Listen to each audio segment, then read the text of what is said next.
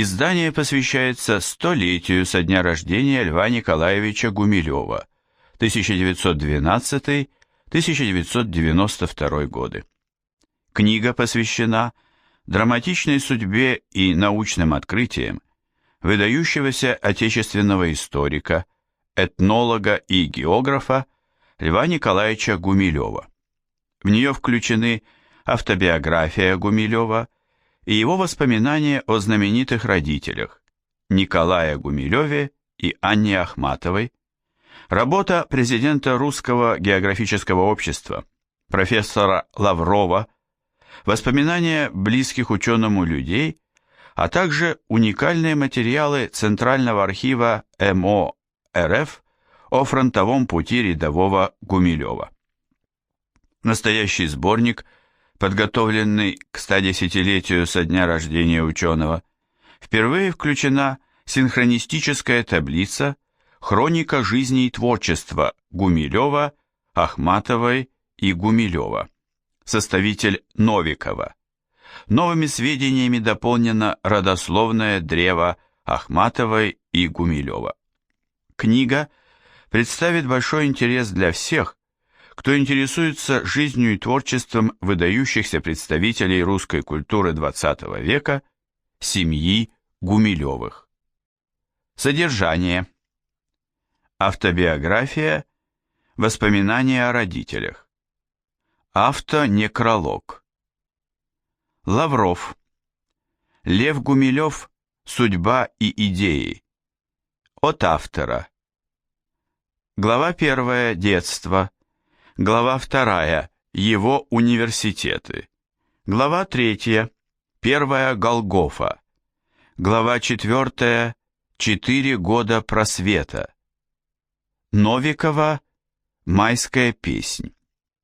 Глава 5. Вторая Голгофа. Глава 6. Ретро. Рождение и первая жизнь евразийства. Глава 7. Трудное рождение так называемой степной трилогии.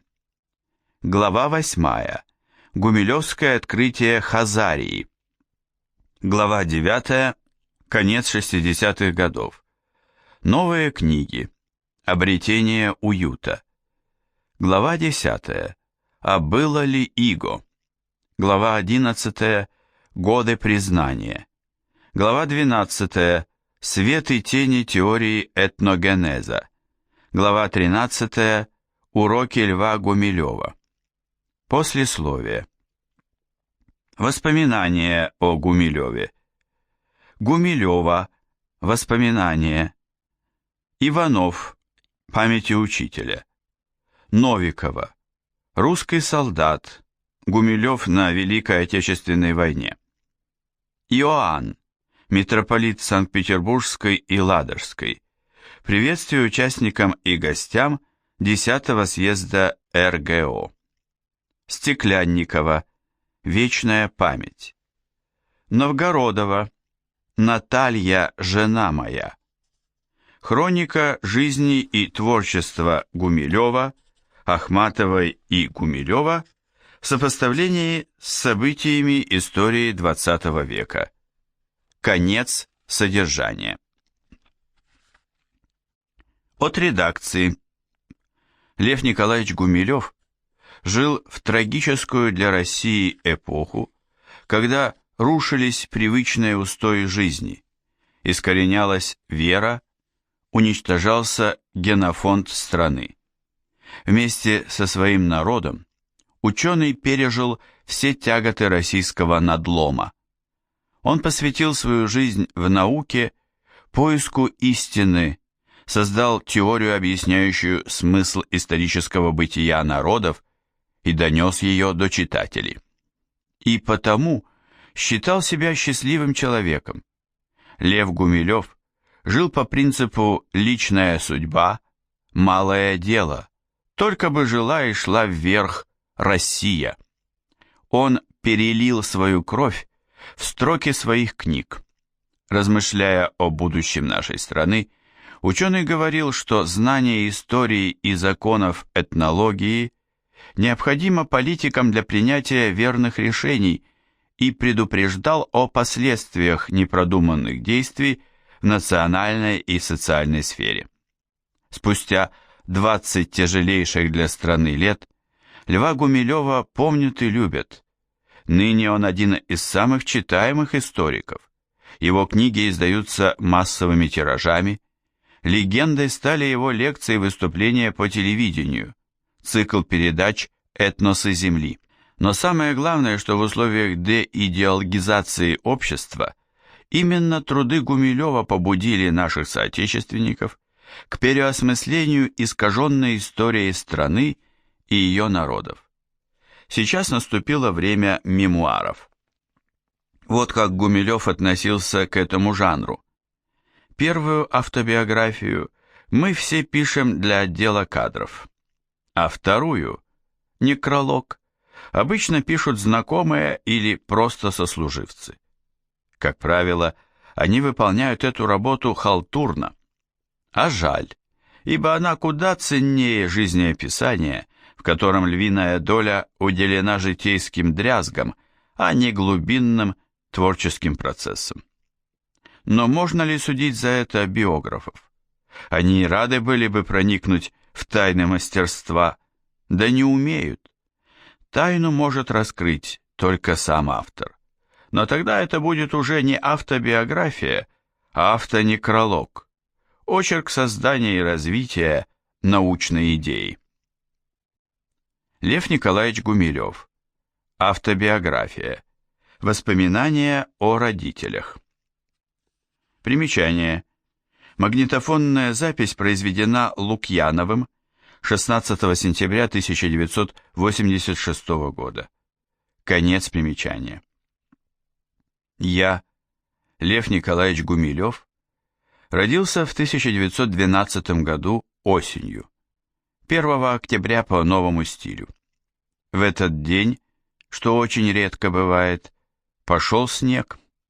Родился я на Васильевском острове в родильном доме, но родители мои жили в Царском селе, в маленьком домике, который заработал мой покойный дед и сделал из него небольшой семейный дом.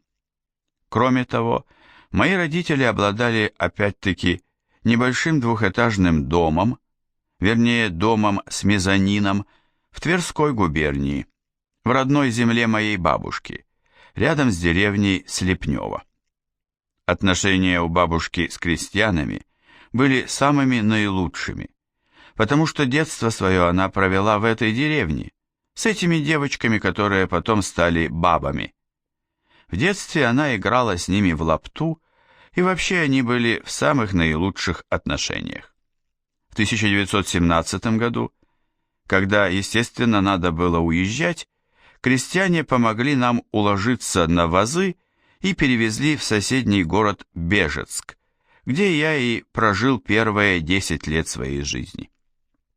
За это время папа приезжал к нам раза 2 или 3.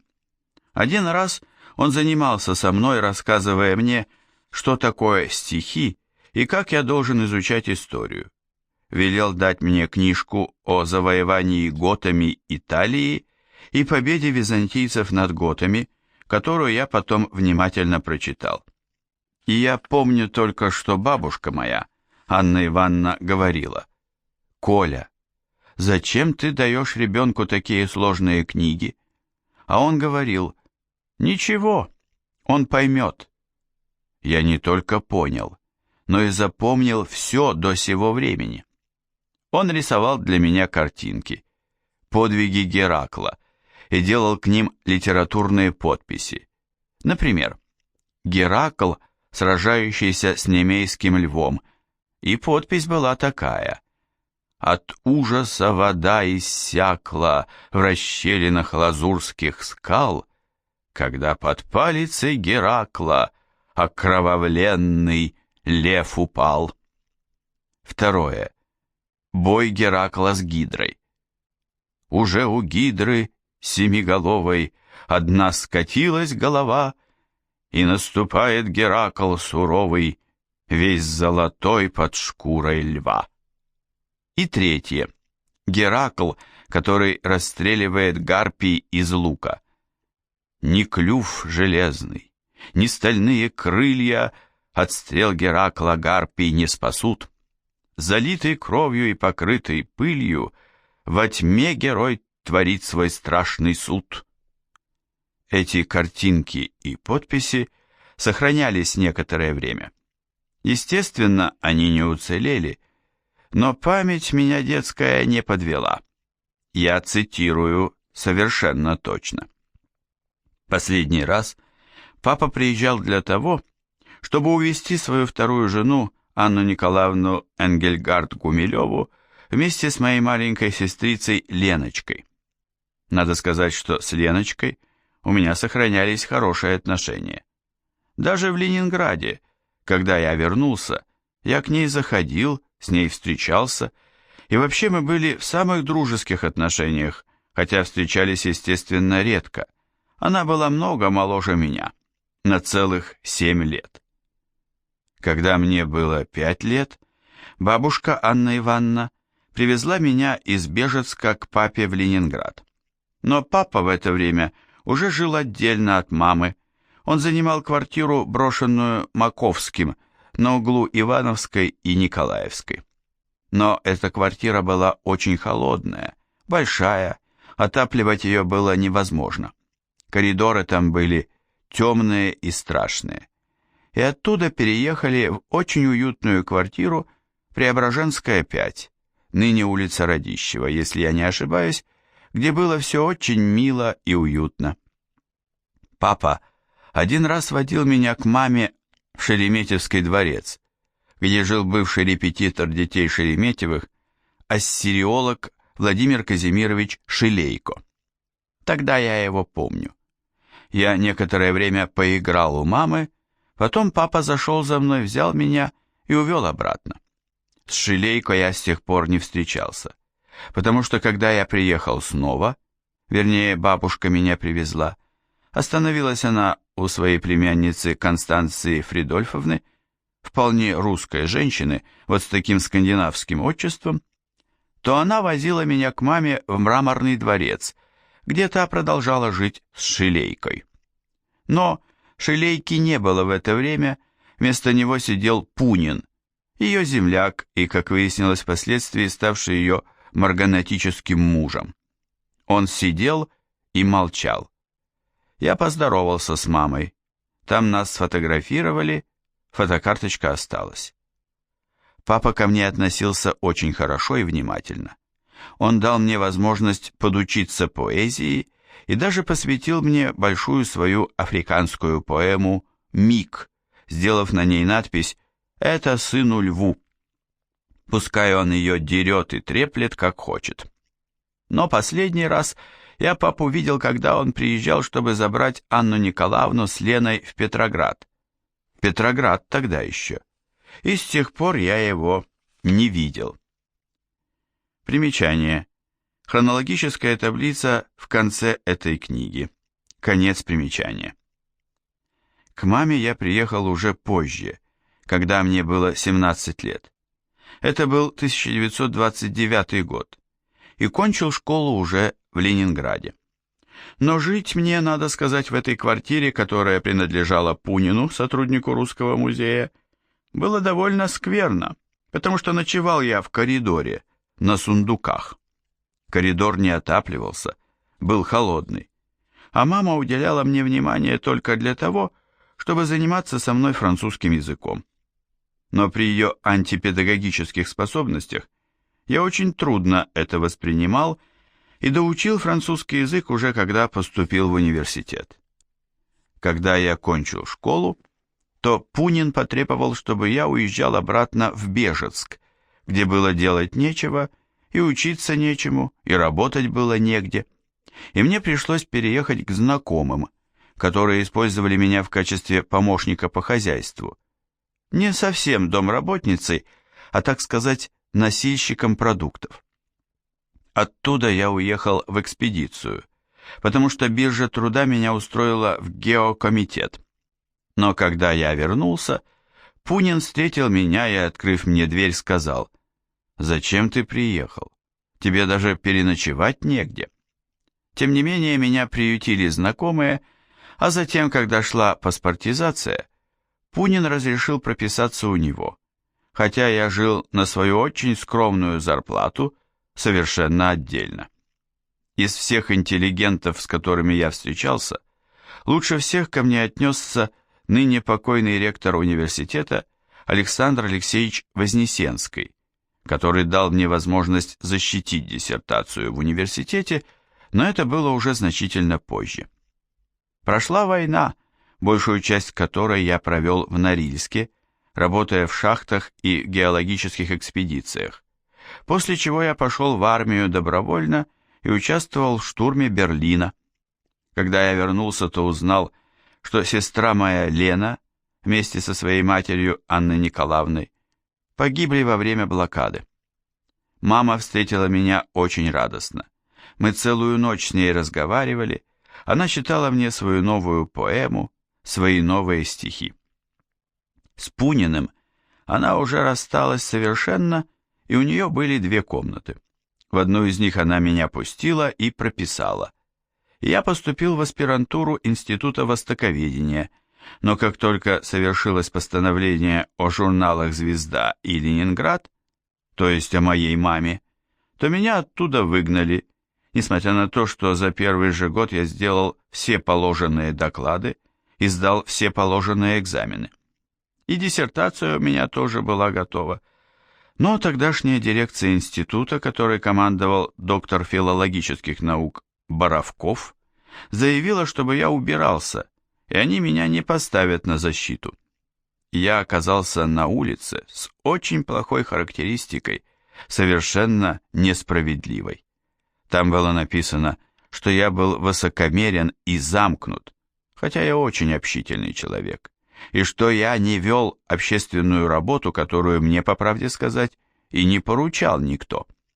Но с такой характеристикой защищать диссертацию было нельзя, и остались мы с мамой в очень тяжелом положении. И тут мне удалось устроиться в психиатрическую больницу библиотекарем. Там я наладил библиотеку, выдавал больным и врачам книги, устроил передвижку, получил хорошую характеристику, и тогда-то я и обратился в университет, где ректор разрешил мне защищать кандидатскую диссертацию. Мы с мамой очень переживали это, потому что жили очень скудно. Отапливать помещение было невозможно, денег на дрова не было, и мне помнится, как я пилил и колол дрова и таскал их на 3-й этаж на своем горбу, чтобы отапливать хотя бы 1 комнату из 2. С питанием было тоже очень плохо. И поэтому, когда я шел на защиту кандидатской диссертации, я съел все, что было дома. Дома не осталось даже куска хлеба, и отпраздновать мою защиту можно было только в складчину. Кое-кто подкинул мне денег. Пришли, поздравили меня с защитой кандидатской, совершенно блестящей. Институт востоковедения Академии наук и тут сыграл свою роль. Он вызвал Александра Натановича Бернштама, заслуженного деятеля киргизской науки, для того, чтобы он разоблачил меня перед ученым советом и завалил мою диссертацию. Он сделал мне 16 возражений, из которых 2 считал самыми злобными: незнание восточных языков и незнание и неупотребление марксизма. Я ответил ему по 16 пунктам, в том числе я говорил с ним по-персидски, на что он не мог ответить. Я приводил ему тюркские тексты, которые он плохо понимал, гораздо хуже меня. Я рассказал свою концепцию в духе исторического материализма и спросил моих учителей, насколько они согласны. Привел цитату из его работы, где было явное нарушение всякой логики, и когда он запротестовал с места, я попросил принести журнал из библиотеки, чтобы проверить цитату. 15 голосов было за меня, 1 против. Это было для меня совершеннейшее торжество, потому что с этими академическими деятелями я устроил избиение младенцев, играя при этом роль царя Ирода. Но после этого постановления мы с мамой оказались опять в бедственном положении. С большим трудом меня приняли на работу в Музей этнографии народов СССР с зарплатой в 100 рублей, то есть примерно на том же положении, как я был в аспирантуре. Денег у нас не хватало. Мама, надо сказать, очень переживала лишение возможности печататься. Она мужественно переживала это. Она не жаловалась никому. Она только очень хотела, чтобы ей разрешили снова вернуться к литературной деятельности. У нее были жуткие бессонницы. Она почти не спала, засыпала только уже под утро, часов так в 7, когда я собирался уходить на работу. После чего я возвращался, приносил ей еду, кормил ее, а остальное время она читала французские и английские книжки и даже немецкую одну прочла, хотя она не любила немецкий язык, и читала Горация по латыни. У нее были исключительные филологические способности. Книги я ей доставлял самые разнообразные. Я брал себе книги для работы из библиотеки домой, и когда она кричала «принеси что-нибудь почитать», я ей давал какую-нибудь английскую книгу, например, эпос о Гессере или о Тибете, или, например, Константина Багряна-Родного она читала. Вот таким образом, все время занимаясь, она очень развилась, расширила свой кругозор. А я, грешный человек, тоже поднаучился. Пока не случилось событие, которому объяснения я не могу найти до сих пор. Внезапно, в 1949 году, после того, как мама погостила в Москве у Ардовых и вернулась, пришли люди, которые арестовали сначала Пунина, нашего соседа, а потом пришли за мной, арестовали меня. Примечание. Ардовы. Речь идет о семье писателя Зигбермана, 1900-1976 год, псевдоним Ардов, проживающий в Москве, улица Большая Ордынка, дом 17. Конец примечания. Следствие заключалось в том, что следователи задавали мне один и тот же вопрос. «Скажи что-нибудь антисоветское, в чем ты виноват?» А я не знал, в чем я виноват. Я считал, что я ни в чем не виноват, и никаких неприятностей вообще вспомнить даже не мог. Тем не менее, меня осудили на 10 лет, опять-таки особым совещанием, причем в заключении мне прокурор сказал: «Вы опасны, потому что вы грамотны. Получите 10 лет». И я их получил. Срок я отбывал сначала в Караганде, потом в Междуреченске, между двумя реками очень красивыми, Томью и Усой, и, наконец, в Омске, там же, где и Достоевский был. И тут 1956 год, 20-й съезд, дата, которую я вспоминаю всегда с благоговением, дал мне свободу. Мама присылала мне посылки. Каждый месяц одну посылку рублей на 200 тогдашними деньгами, то есть на наши деньги на 20 рублей. Ну, кое-как я, в общем, не умер при этой помощи. Но когда я вернулся, к сожалению, я застал женщину старую и почти мне незнакомую. Ее общение за это время с московскими друзьями, с Ардовым и их компанией, среди которых русских, кажется, не было никого, очень повлияло на нее, и она встретила меня очень холодно, без всякого участия и сочувствия. И даже не поехала со мной из Москвы в Ленинград, чтобы прописать в своей квартире. Меня прописала одна сослуживица, Крюкова, после чего мама явилась, сразу устроила скандал, как я смел вообще прописываться, а не прописавшись, нельзя было жить в Ленинграде. После этого я прописался у нее, но уже тех близких отношений, которые я помнил в своем детстве, у меня с ней не было. Здесь она от меня требовала, чтобы я помогал ей переводить стихи, что я и делал по мере своих сил, и тем самым у нас появилось довольно большое количество денег. Я поступил работать в Эрмитаж, куда меня принял мой старый учитель профессор Артамонов, с которым я был вместе в экспедиции. Там я написал книгу «Хунну», написал свою диссертацию «Древние тюрки», которую защитил в 1961 году. Маме, кажется, очень не нравилось, что я защищаю докторскую диссертацию. Почему? Я не знаю. Очевидно, она находилась под сильным влиянием. В результате 30 сентября 1961 года мы расстались. И я больше ее не видел, пока ее не привезли в Ленинград. И я организовал ее похороны и поставил ей памятник на те деньги, которые у нее на книжке остались, и я унаследовал, доложив свои, которые у меня были. Надо сказать, что для меня мама представляется в двух ипостасях. Милая, веселая, легкомысленная дама, которая могла забыть сделать обед, оставить мне деньги на то, чтобы я где-то поел. Она могла забыть, она вся была в стихах, вся была в чтении.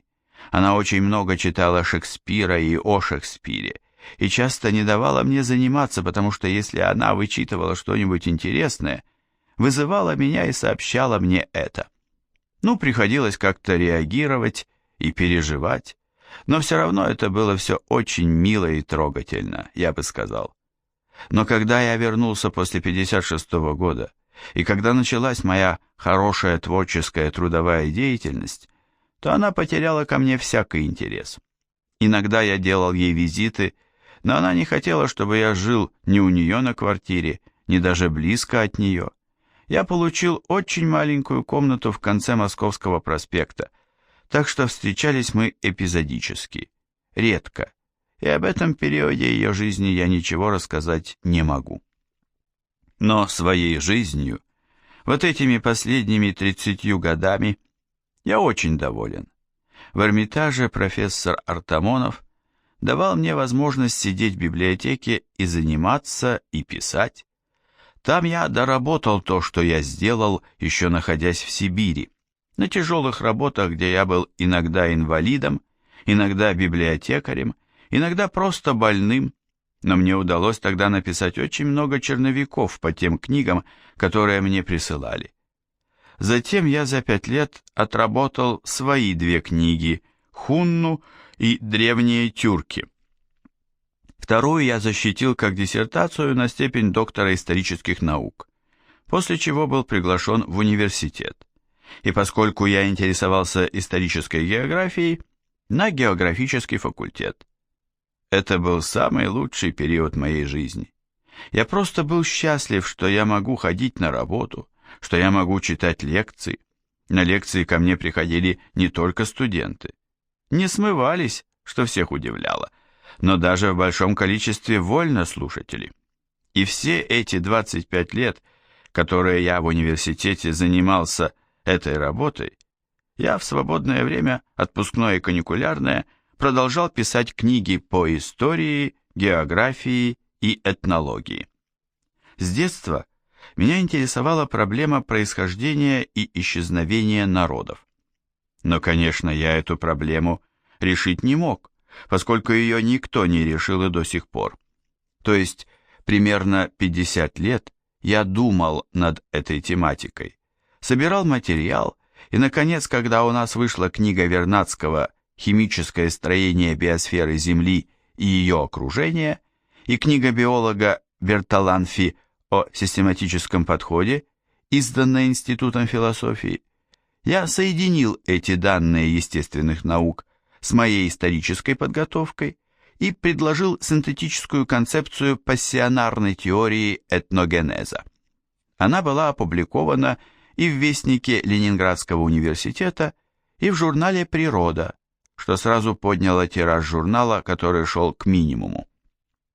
После этого споров по высказанным мною тезисам было очень мало. Сначала это было вследствие непонимания, непривычности моих взглядов, но потом академик Бромлей, очень способный человек, очень восприимчивый, присутствуя на моих докладах, повторял их содержание у себя в институте, о чем мне сообщали его сотрудники, поздравляя с тем, что я получил первого ученика. Потом он издал книги употребляя мои определения, мои дефиниции, и таким образом моя работа оказалась принятой, хотя и без моего авторства. Институт этнографии работал по моим идеям и работает до сих пор. Подробности об этом были изложены в «Известии географического общества» моим учеником Ивановым, номер 3 за 1985 год. В результате получилась довольно странная история. Я не остановился на достигнутом. Я продолжал работать дальше, но уже никакой поддержки со стороны Академии наук я не встречал. В университете сложилась какая-то странная ситуация. Бывший ректор Олесковский, вместо того, чтобы принять решение о публикации моей представленной и одобренной работы, факультет представил, отложил это до сих пор. Сейчас у меня на палитре 4 больших книги. «Тысячелетие вокруг Каспия», то есть этногенез всех народов региона за 1500 лет. Затем «Древняя Русь и Великая Степь» о соотношении народов Советского Союза, где я доказываю, что у них не было принципиальной вражды, а были отдельные столкновения, которые не выходили за рамки удельных междукняжеских войн. Курс лекций по народоведению, который у меня был депонирован, а затем переработан в монографию. И, наконец, «Деяния монголов», братского нашего народа, о котором у меня уже первичная источниковедческая публикация была в 1970 году. А сейчас это обобщенная работа по этногенезу. Самым трудным для моей научной идеи было то, что ее негде было обсудить, поскольку это синтетическая наука, и все отвечали, что это не по их специальности. И это было верно, потому что наука действительно новая. И тогда я представил ее как вторую докторскую диссертацию на соискание степени уже не по историческим, а по географическим наукам. Прошла она блестяще. Но ВАК не утвердил ее на том основании, что это выше, чем докторская, а потому и не докторская, и, не присудив мне степени, назначил меня членом специализированного ученого совета по присуждению докторских степеней по географии, в каковом положении я и сейчас пребываю. Так вот, на сегодняшний день, 16 сентября 1986 года, я автор 8 опубликованных книг, более 100 статей оригинальных и примерно стольких же переводных, переведенных на разные иностранные языки. И 4 книги у меня подготовлены к печати и как рукописи могут быть представлены в соответствующее издательство.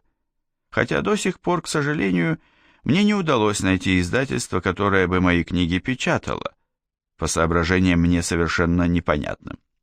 Итак, я считаю, что творческий вклад в культуру моих родителей я продолжил в своей области, оригинально, неподражательно, и очень счастлив, что жизнь моя прошла не бесполезно для нашей советской культуры. Лев Николаевич Гумилев, автонекролог. Примечание. Магнитофонная запись произведена в 1987 году. Конец примечания. Я, Лев Николаевич Гумилев, родился 1 октября 1912 года в семье 2 поэтов, Гумилева Николая Степановича и Ахматовой Анны Андреевны, в городе Царское Село. Детство свое я помню очень туманно, и толково сказать о нем ничего не могу. Известно мне только, что я был передан сразу на руки бабушке, Анне Ивановне Гумилевой, увезен в Тверскую губернию, где у нас был сначала дом в деревне, а потом мы жили в городе Бежецке, в котором я и кончил среднюю школу. В это время я увлекся историей и увлекся потрясающе, потому что перечитал все книги по истории, которые были в Бежецке, и по детской молодой памяти я очень много запомнил. Когда я вернулся обратно в Ленинград, то я застал картину очень для меня неблагоприятную. Для того, чтобы закрепиться в Ленинграде, меня оставили в школе еще на 1 год, что пошло мне только на пользу, так как я уже мог не заниматься физикой, химией, математикой и прочими вещами, которые мне были известны, а занимался я главным образом историей и попробовал поступить на курсы немецкого языка, готовящие в Герценовский институт. Это был 1930 год. Но, конечно, в этот год меня не приняли в Герценовский институт из-за моего дворянского происхождения. К счастью, биржа труда отправила меня работать коллектором в ЦНИГРИ, геолого-разведочный институт. Я попытался изучать геологию, но успеха никакого не имел, потому что эта наука была не моего профиля. Но я, тем не менее, в должности наименьшей, младшего коллектора, поехал в Сибирь, на Байкал, где участвовал в экспедиции, и месяцы эти, которые я там провел, были для меня очень счастливыми, и я увлекся полевой работой. По возвращении в Ленинград, когда эта работа кончилась, меня устроили в экспедицию в Таджикистан. Но дело в том, что мой новый начальник экспедиции, очень жесткий латыш, занимался гельминтологией, то есть из животов лягушек извлекал глистов. Мне это мало нравилось, это было не в моем вкусе. А самое главное, я провинился тем, что, ловя лягушек, это была моя обязанность, я пощадил жабу, которая произвела на меня исключительно хорошее впечатление, и не принес ее на растерзание. За это был выгнан из экспедиции, но устроился там малярийным разведчиком и целых 11 месяцев жил в Таджикистане, изучая таджикский язык. Научился я говорить там довольно бодро, бегло. Это мне принесло потом большую пользу. После этого, отработав зиму опять-таки в геолого-разведочном институте, я по сокращению штатов был уволен и перешел в Институт геологии на четвертичную комиссию с темой уже мне более близкой, археологической. Участвовал в крымской экспедиции, которая раскапывала пещеру. Это уже было для меня гораздо ближе, понятнее и приятнее. Но, к сожалению, после того, как мы вернулись, мой начальник экспедиции, крупный археолог Глеб Анатольевич Бонч-Осмоловский, был арестован, посажен на 3 года, и я опять оказался без работы. И тогда я рискнул и подал заявление в университет. 1934 год был легким годом, и поэтому меня в университет приняли, причем самое трудное для меня было достать справку о моем социальном происхождении. Отец родился в Кронштадте, а Кронштадт был город закрытый, но я нашелся, пошел в библиотеку и сделал выписку из Большой советской энциклопедии. Подал ее как справку, и поскольку это ссылка на печатное издание, она была принята, и меня приняли на исторический факультет. Поступив на истфак, я с охотой занимался, потому что меня очень увлекли те предметы, которые там преподавались. И вдруг случилось общенародное несчастье, которое ударило и по мне. Гибель Сергея Мироновича Кирова. После этого в Ленинграде началась какая-то фантасмагория подозрительности, доносов, клеветы и даже, не боюсь этого слова, провокаций. Осенью 1935 года были арестованы тогдашний муж моей матери, Николай Николаевич Пунин, и я, и еще несколько студентов. Но тут мама обратилась к властям, и так как никакого преступления реального у нас не оказалось, нас выпустили. Больше всех от этого пострадал я, так как после этого меня выгнали из университета, и я целую зиму очень бедствовал, даже голодал, так как Николай Николаевич Пунин забирал себе все мамины пайки, по карточкам выкупая, и отказывался меня кормить даже обедом, заявляя, что он не может весь город кормить, то есть показывая, что я для него совершенно чужой и неприятный человек. Только в конце 1936 года я восстановился, благодаря помощи ректора университета Лазуркина, который сказал: я не дам искалечить жизнь мальчику. Он разрешил мне сдать экзамены за 2-й курс, что я сделал экстерном, и поступил на 3-й курс, где с восторгом начал заниматься уже не латынью на этот раз, а персидским языком, который я знал как разговорный, после Таджикистана, и учился теперь грамоте. Все это продолжалось довольно благополучно для меня, и никаких нареканий я нигде не вызывал, за исключением того, что я один раз провалился по ленинизму. Тогда был такой предмет, отличный от теперешнего марксизма, который мы теперь изучаем. Он был какой-то очень специфический, но я его пересдал, и на этом все закончилось благополучно для меня. Но в 1938 году я был снова арестован, и на этот раз уже следователь мне заявил, что я арестован как сын своего отца. И он сказал: «Вам любить нас не за что». Это было совершенно нелепо, потому что все люди, принимавшие участие в так называемом Таганцевском деле, которое имело место в 1921 году, к 1936 уже были арестованы и расстреляны. Но следователь капитан Лотышев не посчитался с этим, и после 7 ночей избиения мне было предложено подписать протокол, который не я составлял и который я даже не смог прочесть, будучи очень избитым. Сам капитан Лотышев потом, по слухам, был расстрелян в том же 1938 году или в начале 1939. Суд, трибунал, меня и 2 студентов, с которыми я был еле знаком, просто визуально помнил их по университету, они были из другого факультета, осудили нас по этим липовым документам с обвинением в террористической деятельности, хотя никто из нас не умел ни стрелять, ни на шпагах сражаться, вообще никаким оружием не владел. Дальше было еще хуже, потому что прокурор тогдашний объявил, что приговор в отношении меня слишком мягок, а сверх 10 лет по этой статье полагался расстрел. Когда мне об этом сообщили, я это воспринял как-то очень поверхностно, потому что я сидел в камере и очень хотел курить, и больше думал о том, где бы закурить, чем о том, останусь я жив или нет. Но тут произошло опять странное обстоятельство. Несмотря на отмену приговора, в силу тогдашней общей неразберихи и безобразия, меня отправили в этап на Беломорский канал. Оттуда меня, разумеется, вернули для продвижения дальнейшего следствия, но за это время был снят и уничтожен Ежов, и расстрелян тот самый прокурор, который требовал для меня отмены за мягкостью.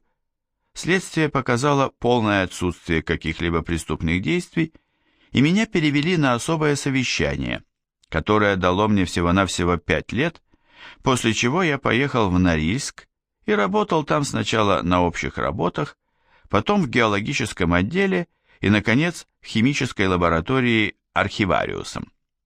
Окончил я срок в 1943 году, и как безупречно проведший все время без всяких нареканий и нарушений лагерного режима, я был отпущен и 1,5 года работал в экспедиции того же самого Норильского комбината. Мне повезло сделать некоторые открытия. Я открыл большое месторождение железа на Нижней Тунгуске при помощи магнитометрической съемки. И тогда я попросил, как в благодарность, отпустить меня в армию. Начальство долго ломалось, колебалось, но потом отпустили все-таки. Я поехал добровольцем на фронт и попал сначала в лагерь Черемушка, откуда нас, срочно обучив в течение 7 дней держать винтовку, ходить в строю и отдавать честь, отправили на фронт в сидячем вагоне. Было очень холодно, голодно, очень тяжело.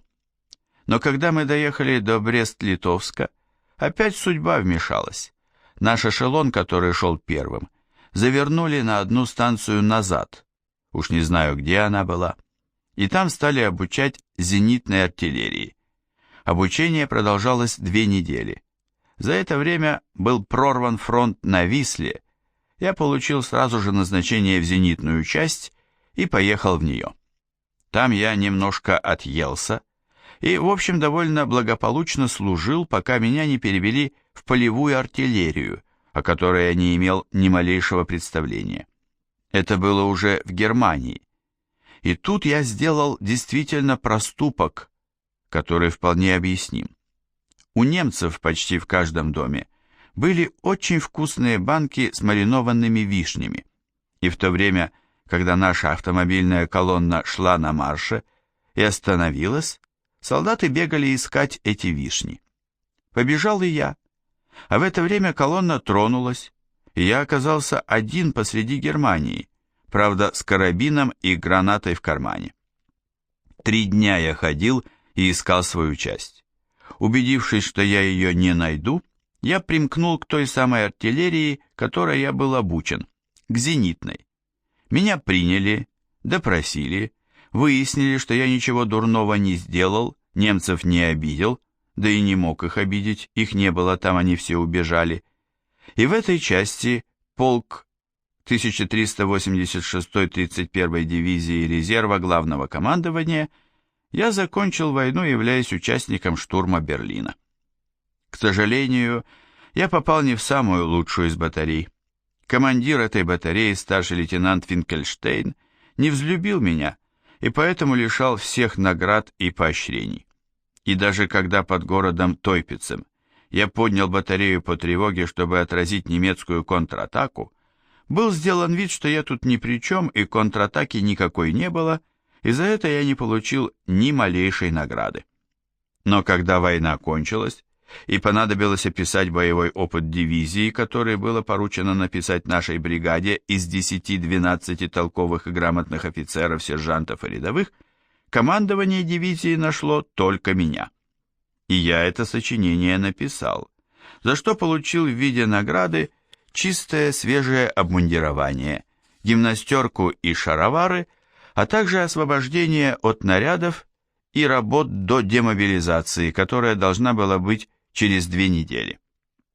После этого я вернулся в Ленинград. Пришел с удовольствием по знакомым улицам домой, встретил свою мать, которая обняла меня, расцеловала и очень приветствовала. Мы с ней всю ночь проговорили. Потом я пошел в университет, где декан исторического факультета Мавродин встретил меня также ласково и приветливо, называл Лева и разрешил мне на выбор или поступить на очный, или на заочный, или сдать экстерном экзамены за 4 и 5 курс. Я выбрал последнее и за 1 месяц сдал все экзамены, поскольку я и в лагере занимался, но и подготовка у меня была хорошая, историю я знал. Сдал кандидатский минимум по французскому языку и по марксизму, так сказать, по истории и философии. Сдал вступительные экзамены в аспирантуру Института Востоковедения, где меня сразу же приняли, и я начал заниматься дальше. Поехал в экспедицию с профессором Артамоновым. Но когда я вернулся, то узнал, что в это время мамины стихи не понравились товарищу Жданову и Иосифу Виссарионовичу Сталину тоже, и маму выгнали из Союза, и начались опять черные дни. Прежде чем начальство спохватилось и выгнало меня, я быстро сдал английский язык и специальность, целиком и полностью, причем английский язык на 4, а специальность на 5, и представил кандидатскую диссертацию. Но защитить ее уже мне не разрешили. Меня выгнали из Института Востоковедения с мотивировкой за несоответствие филологической подготовки избранной специальности. Хотя я сдал и персидский язык тоже. Но несоответствие действительно было. Требовалось 2 языка, а я сдал 5. Но тем не менее меня выгнали, и я оказался опять без хлеба, без всякой помощи, без зарплаты. На мое счастье, меня взяли на работу библиотекарем в сумасшедший дом на 5-й линии в больницу Болинского. Я там проработал полгода.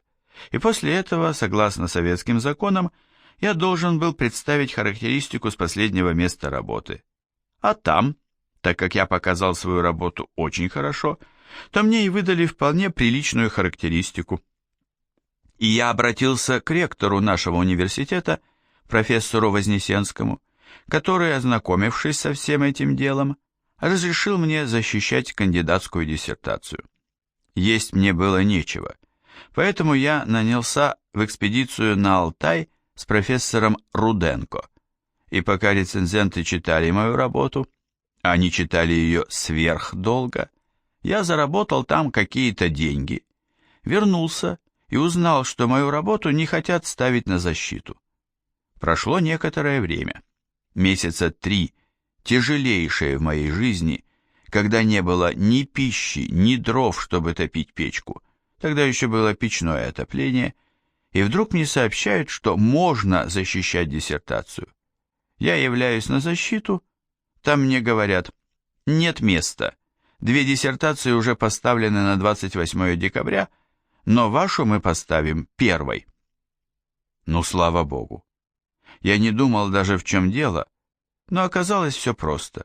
Против меня выдвинули заслуженного деятеля киргизской науки Александра Натановича Бернштама, который выступил против меня как специалист, опроверг моих рецензентов, пытался опровергнуть меня. 16 возражений он мне выдвинул. Я их записал. 2 самых крупных были невладение марксизмом, незнание восточных языков.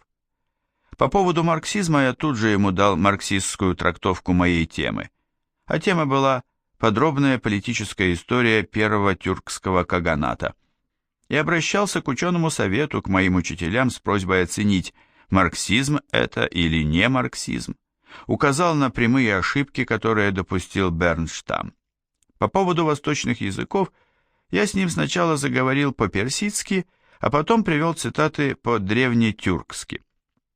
Оказалось, что он не знает ни того, ни другого. Из 16 членов ученого совета 15 проголосовали за меня, 1 голос был против. После этого встал вопрос, чтобы мне устроиться на работу. И меня приняли, правда с большой неохотой, в Музей этнографии народов СССР на Инженерной улице в качестве научного сотрудника. Но я еще пока не получил решения ВАКа. Так я его и не дождался, потому что осенью того же 49-го года меня арестовали снова. Почему-то привезли из Ленинграда в Москву, в Лефортово, и следователь, майор Бурдин, 2 месяца меня допрашивал и выяснил, что я недостаточно хорошо знаю марксизм для того, чтобы его оспаривать.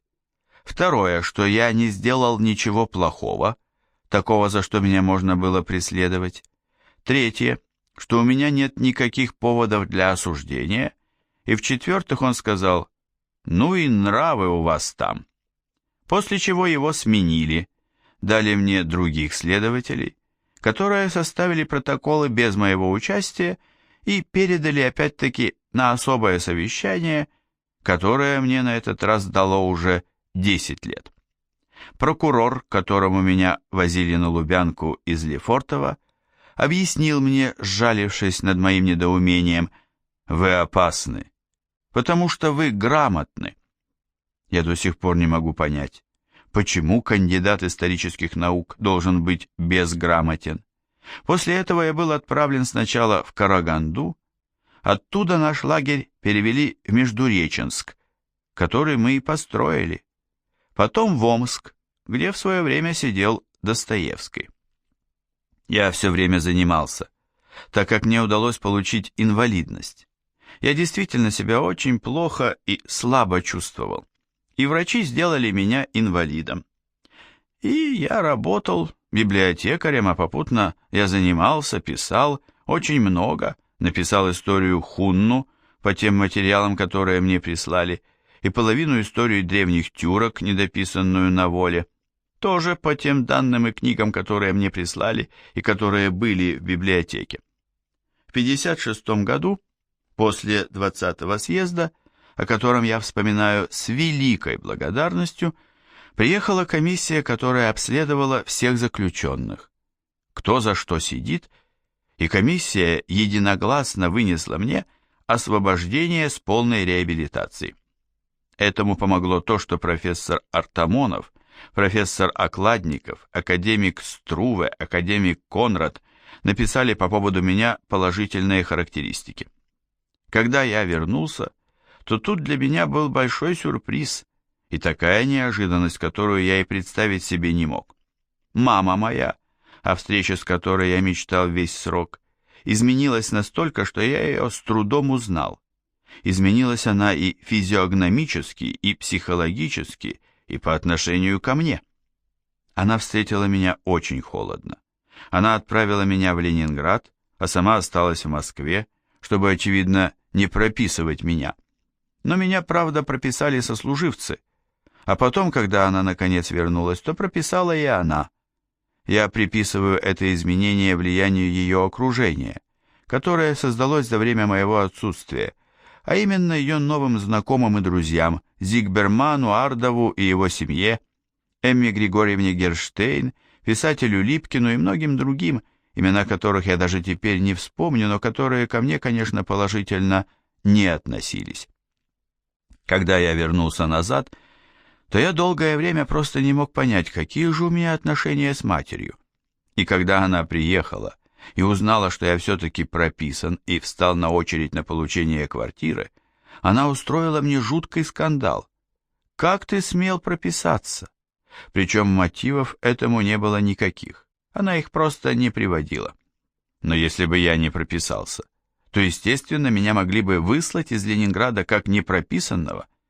Но тут ей кто-то объяснил, что прописать меня все-таки надо, и через некоторое время я поступил на работу в Эрмитаж, куда меня принял профессор Артамонов, но тоже, видимо, преодолевая очень большое сопротивление. Я очень чту память профессора Артамонова, его отношение ко мне и то, что, несмотря на какие-то мне непонятные нажимы, он все-таки принял меня на ставку беременных и больных, после чего я стал получать хоть какую-то зарплату и смог жить. Потом я получил очень маленькую комнату, 12 квадратных метров в коммунальной квартире, забитой людьми, но все-таки хотя бы свой угол. Там я стал очень усиленно заниматься. Из тех моих записок, которые я привез из лагеря, я составил книжку «Хунну». Она вышла в «Восток-издате» в 1960 году. Из второй части своих записок я составил несколько статей, которые были опубликованы тогда немедленно.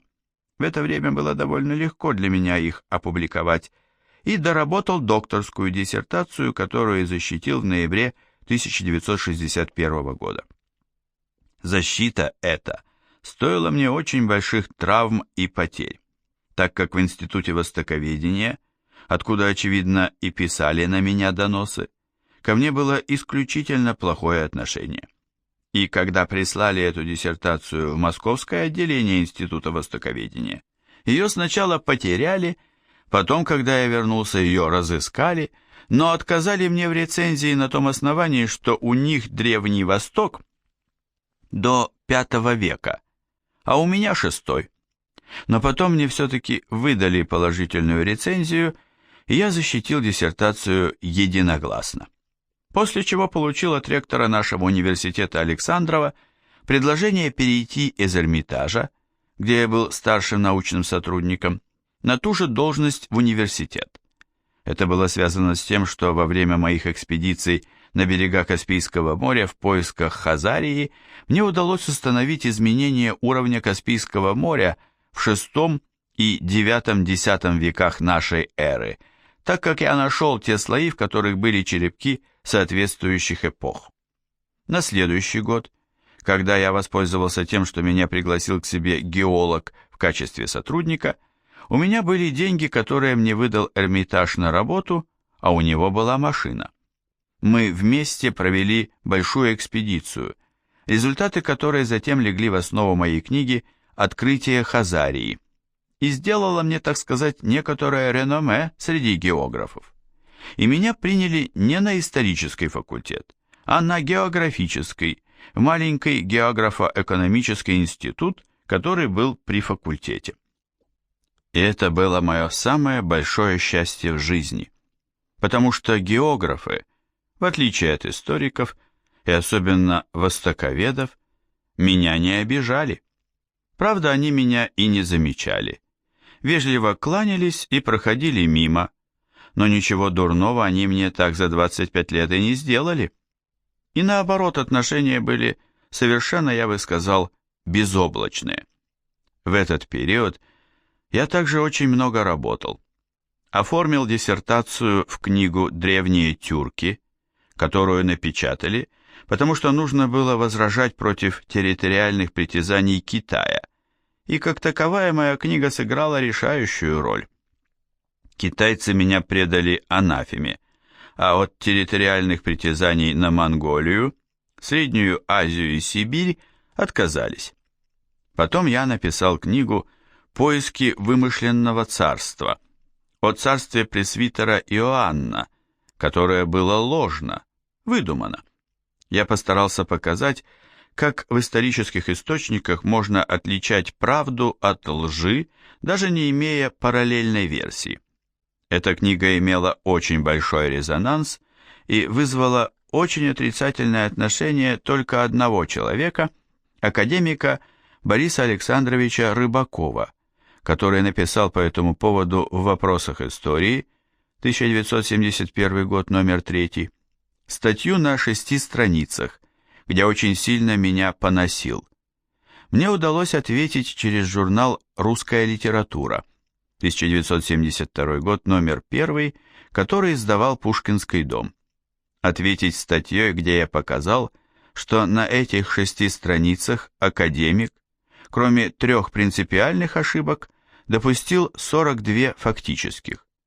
И его сын потом говорил: «Папа никогда не простит Льву Николаевичу 42 ошибки».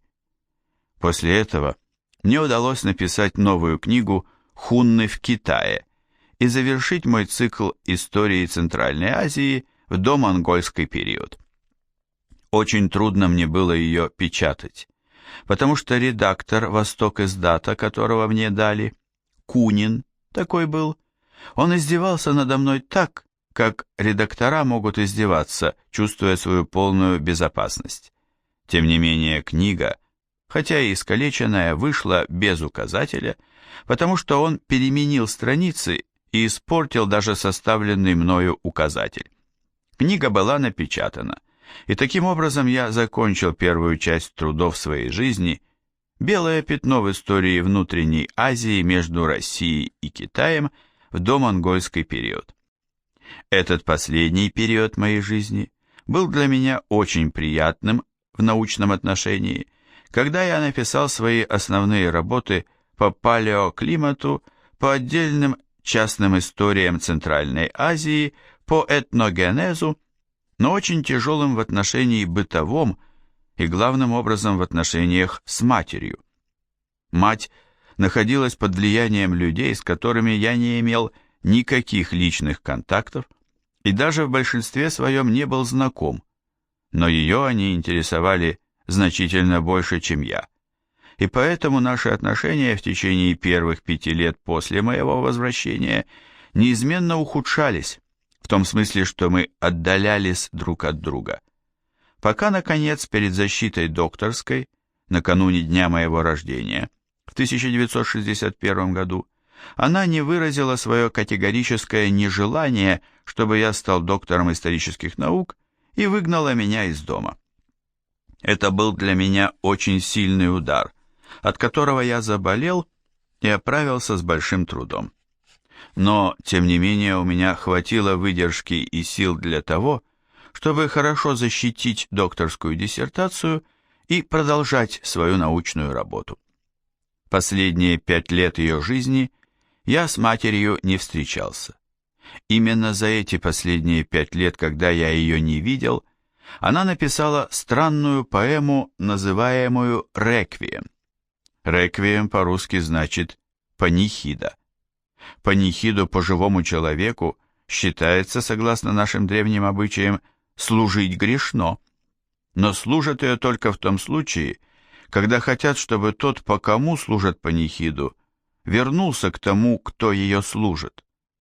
Это было своего рода волшебство, о котором, вероятно, мать не знала, но как-то унаследовала это как древнерусскую традицию. Во всяком случае, для меня эта поэма была совершеннейшей неожиданностью, и ко мне она, собственно, никакого отношения не имела, потому что зачем же служить панихиду по человеку, которому можно позвонить по телефону? 5 лет, которые я не виделся с матерью и не знал о том, как она живет, так же, как она не знала, как я живу, и не хотела, видимо, этого знать, кончились ее смертью, для меня совершенно неожиданной.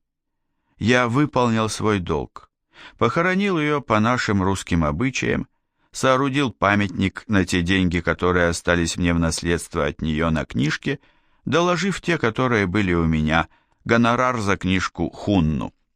Памятник стоит до сих пор, но, правда, сейчас, будучи больным, у меня очень болят ноги, я не имею возможности посещать его, так как идти там довольно далеко. Но, тем не менее, в это тяжелое для меня время я не оставлял науки ни на одну минуту, да и не мог ее оставить, потому что это было единственно приятное в моей жизни. Я активно вел общественную работу в географическом обществе, поднял отделение этнографии, которое начало выпускать этнографические научные сборники. Потом вопрос о том, что такое этнос, то есть как у нас сейчас принято говорить «нация», был совершенно неясен в самом институте этнографии, а это необходимо для составления этнографических карт. Я взялся за эту тему и написал 30 статей, посвященных этому вопросу, и затем оформил их в большую работу «Этногенез и биосфера Земли». И тут для меня началась новая серия затруднений и неприятностей. Эту работу никто не брал на обсуждение, потому что в любом институте говорили «это не по нашей специальности». Правда, в этом кое-какая была, потому что работа действительно была новаторская. Постановка вопроса о синтезе естественных и гуманитарных наук на базе географии тоже была новой. Единственным способом для обсуждения книги я избрал защиту второй докторской диссертации. Ведь необсужденная книга у нас не может идти ни в какое издательство. Географический факультет пошел мне навстречу.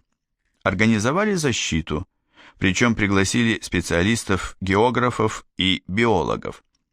Биолог Алтухов, а географы были Мурзаев и Архангельский. Но, как доктору исторических наук, специальных оппонентов по истории не приглашали, но попросили Институт этнографии высказаться по этому поводу как третье ведущее учреждение. Институт этнографии заявил, что он некомпетентен обсуждать эти вопросы, и, как впоследствии выяснилось, он был прав. Специалистов, равных мне по вопросам этногенеза и этнической диагностики, у них действительно не было. Ни в Ленинграде, где я защищал диссертацию, ни в Москве. Они поэтому и отказались, и не выступили. Выступил, правда, в прениях один их представитель, который сказал, что автореферат, с которым он ознакомился, по сравнению с диссертацией, это как обертка конфеты по сравнению с самой конфетой. После этого у него были такие неприятности в институте, в конце концов его выгнали, что он уже никогда не выступал на моих докладах и вообще нигде. Издательство «Наука», куда была представлена работа, отправило ее на рецензию в тот же самый институт этнографии и получила аналогичный ответ, что они не будут давать своего мнения и своего решения, потому что это вопросы, которые им неизвестны, и они некомпетентны в этом. После этого оказалось, что напечатать эту работу нельзя, и тогда я обратился опять-таки к себе на факультет. Разрешили депонировать эту работу в ВИНИТИ, Всесоюзном институте научной и технической информации, как географическую работу, включающую в себя вопросы охраны природы. Это было сделано, но тоже с очень большими затруднениями. Было 3 выпуска по 10 авторских листов. Первый выпуск прошел очень легко и спокойно. Но потом редакторша Ольга Николаевна Ансберг украла остальные 2 выпуска, унесла их к себе домой и показывала своим знакомым. мой ученик Костя Иванов, нашел ее дом и выяснил, кто эти знакомые, правда, только имя, но не фамилию. Первый читатель моей работы назвал себя Мойшей, но когда оказалось, что это такое нарушение, скажем мягко, равносильное преступлению, за которое полагается от 3 до 8 лет, это мне в нашем юридическом отделе дали мощную консультацию. У нас был очень толковый юрист Борис Ефимович, он вызвал ее отца, доцента геологического факультета, и сказал: «Если ваша дочка не хочет сидеть, пусть вернет работу». Тогда она ее сразу принесла. И после этого работа была направлена в Винити, но оказалось, что она не выполнила всех правил, обязательных для Винити. В машинописи должны быть ровные поля с обеих сторон, для пересъемки и ксерокопирования, а она меня об этом не предупредила. Винити выслал мне первый экземпляр работы, оставив для проверки второй у себя. Я приклеил сам эти листы, но кроме того оказалось, что она некоторые буквы забила грязно шрифтом на машинке, и это был повод для того, чтобы снова вернуть мне работу. Но моя жена, на которой я женился в 1967 году, Наталья Викторовна, урожденная Симоновская, художник, член МОСХа, она исправила эти нарушения, потому что она, как художник, умела все это сделать грациозно и изящно. На мое несчастье, в ВАКе в это время произошла реформа. Изменился его состав, изменились его подходы, и поэтому ВАК относился к работам как-то, я бы сказал, неконструктивно. В частности, мою работу ВАК не утвердил на том основании, что она больше, чем докторская, а потому и не докторская. И вместо того, чтобы присудить мне степень доктора географических наук, назначил меня членом специализированного ученого совета по присуждению степеней доктора географических наук, в каковой должности я сейчас и пребываю на факультете. Кроме того, большое удовлетворение мне приносит то, что мои лекции по этногенезу нашли благодарных слушателей на географическом факультете. Обычно студенты часто смываются с лекций. Это не секрет, об этом часто ставился вопрос на ученом совете. Как их надо записывать и принуждать к посещению? С моих лекций студенты перестали смываться после второй или третьей лекции. После этого стали ходить сотрудники института и слушать, что я читаю. После этого, когда я уже стал излагать курс более подробно и отработал его в ряде предварительных лекций, ко мне стали ходить вольнослушатели со всего Ленинграда. И, наконец, кончилось тем, что меня вызвали в Новосибирск, в Академгородок, где я прочел специальный сокращенный курс и имел большой успех. Народ приезжал даже из самого Новосибирска в Академгородок. Это час езды на автобусе. Народу было так много, что дверь запирали, но так как там, в Академгородке, все по преимуществу технари, то они довольно быстро умели открыть этот замок и проходили в помещение. В зал пускали только по билетам, но там были две двери. В одну впускали, другая была закрытая. Так вошедший подходил к закрытой двери, под нее подсовывал билет, его товарищ брал и снова проходил. Чем я объясняю успех своих лекций? Отнюдь не своими лекторскими способностями. Я картавый, не декламацией и не многими подробностями, которые я действительно знаю из истории и которые включал в лекции, чтобы легче было слушать и воспринимать, а той основной идеей, которую я проводил в этих лекциях. Идея эта заключалась в синтезе естественных и гуманитарных наук. То есть я возвысил историю до уровня естественных наук, исследуемых наблюдением и проверяемых теми способами, которые у нас приняты в хорошо развитых естественных науках – физике, биологии, геологии и других науках. Основная идея такова. Этнос отличается от общества и от общественной формации тем, что он существует параллельно обществу, независимо от тех формаций, которые оно переживает, и только коррелирует с ними, взаимодействует в тех или иных случаях.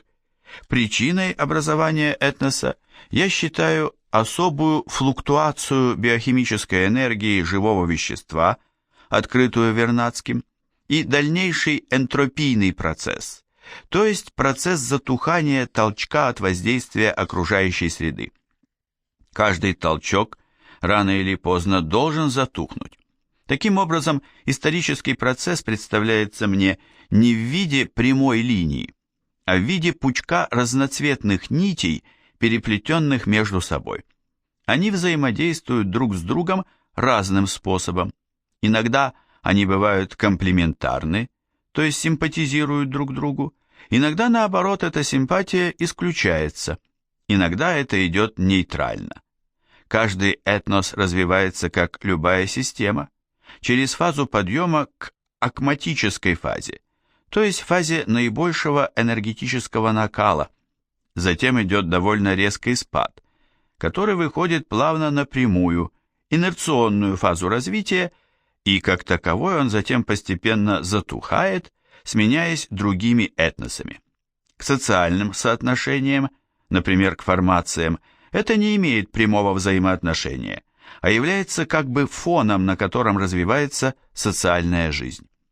Эта энергия живого вещества биосферы всем известна, все ее видят, хотя отметил ее значение я первый, и сделал я это, размышляя в тюремных условиях над проблемами истории. Я обнаружил, что у некоторых людей в большей или меньшей степени существует тяга к жертвенности, тяга к верности своим идеалам. Под идеалом я понимаю далекий прогноз. Эти люди в большей или меньшей степени стремятся к осуществлению того, что для них является более дорогим, чем личное счастье и личная жизнь. Этих людей я назвал пассионариями, а качество это я назвал пассионарностью. Это не теория героя и толпы. Дело в том, что эти пассионарии находятся во всех слоях того или иного этнического или общественного коллектива, но количество их плавно снижается со временем. Но цели у них иногда бывают единые, правильные, подсказанные нужной в данном случае доминантой поведения, а в ином случае противоречат им. Поскольку это энергия, то она от этого не меняется. Она просто показывает степень их, пассионариев, активности. Эта концепция позволила мне определить, почему возникают подъемы и спады народов. Подъемы, когда количество таких людей увеличивается, спады, когда оно уменьшается. Есть посредине оптимальный уровень, когда этих пассионариев столько, сколько нужно для выполнения общих задач государства или нации или класса, а остальные работают и соучаствуют в движении вместе с ними. Эта теория категорически противоречит расовой теории, которая предполагает наличие прирожденных качеств, присущих тем или иным народам, за все время существования человечества, и теории героя и толпы. Но герой может вести ее только тогда, когда в толпе он встречает отзвук у людей менее пассионарных, но тоже пассионарных. Применительно к истории эта теория оправдала себя, и именно для того, чтобы понять, как возникли и погибли Древний Рим, Древний Китай или арабский халифат, ко мне и ходили люди. Что касается применения этого в современности, то это может сделать любой человек, у которого достаточная компетенция в области новой истории, и осознать, какие перспективы есть, скажем, у западного мира, у Китая, у Японии и у нашей родины России. Дело в том, что к этому я присоединил географический момент, жесткую связь человеческого коллектива с ландшафтом, то есть понятие «родина» и со временем, то есть понятие «отечество». Это как бы два параметра, которые, перекрещиваясь, дают нужную точку, фокус, характеризующий этнос. Что касается нашей современности, я скажу, что по моей концепции преимущественно пассионарного напряжения стоит на стороне Советского Союза и входящих в него братских народов, которые создали систему относительно Западной Европы молодую и поэтому имеют больше перспектив для того, чтобы устоять в той борьбе, которая время от времени с XIII века возникала и, видимо, будет возникать и дальше. Но о будущем я говорить, естественно, не могу. Так как коротко изложить содержание целого раздела новой советской науки я здесь не в состоянии, то вернусь к биографии, не столько собственной, сколько к биографии моей концепции. После смерти моей матери зашел вопрос о ее наследии. Единственным наследником был признан я. Тем не менее, все имущество моей матери, как вещи, так и то, что дорого для всего Советского Союза, ее черновики, было захвачено ее соседкой Пуниной, по мужу Рубинштейн, и присвоено ею себе. Так как я обратился в Пушкинский дом и предложил принять на хранение в архив все литературное наследство моей матери, то Пушкинский дом подал в суд, от которого почему-то довольно быстро отошел, предоставив вести суд мне лично, как обиженному человеку. 3 года длился этот процесс, причем захват Пуниной этого имущества и продажа, или вернее распродажа его в разные советские учреждения, далеко не полностью, часть она оставила себе, он вызвал осуждение в Ленинградском городском суде, который постановил, что деньги получены Пуниной незаконно. Но почему-то Верховный суд РСФСР, судья Пестриков, объявил, что суд считает, что все украденное подарено, и постановил, что я никакого отношения к наследству своей матери не имею, потому что она все подарила Пуниной, несмотря на то, что не только документа на это не было, но и сама Пунина этого не утверждала. Это произвело на меня очень тяжелое впечатление и значительно повлияло на мою работу в смысле ее эффективности. Но тем не менее я продолжал работать и создал изложение всей своей концепции, ныне депонированной в Винити и заказанное читателями в таком количестве копий, что согласно советским законам представившее ее издательство обязано напечатать эту работу как книгу.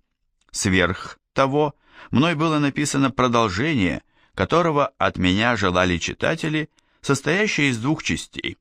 «Тысячелетие вокруг Каспия», где объясняются истоки единства и дружбы древних народов, ныне населяющих территорию Советского Союза, и «Древняя Русь и Великая Степь», где показывается, что и в древности территория Советского Союза, то есть Родина, и традиции, которые тогда существовали, то есть Отечество, имели то же значение, что и сейчас, и представляли единую целостность, противостоящую на востоке Китаю, на западе католической Европе. Тогда она была католической, сейчас стала, так сказать, цивилизованной, но от этого дело не изменилось.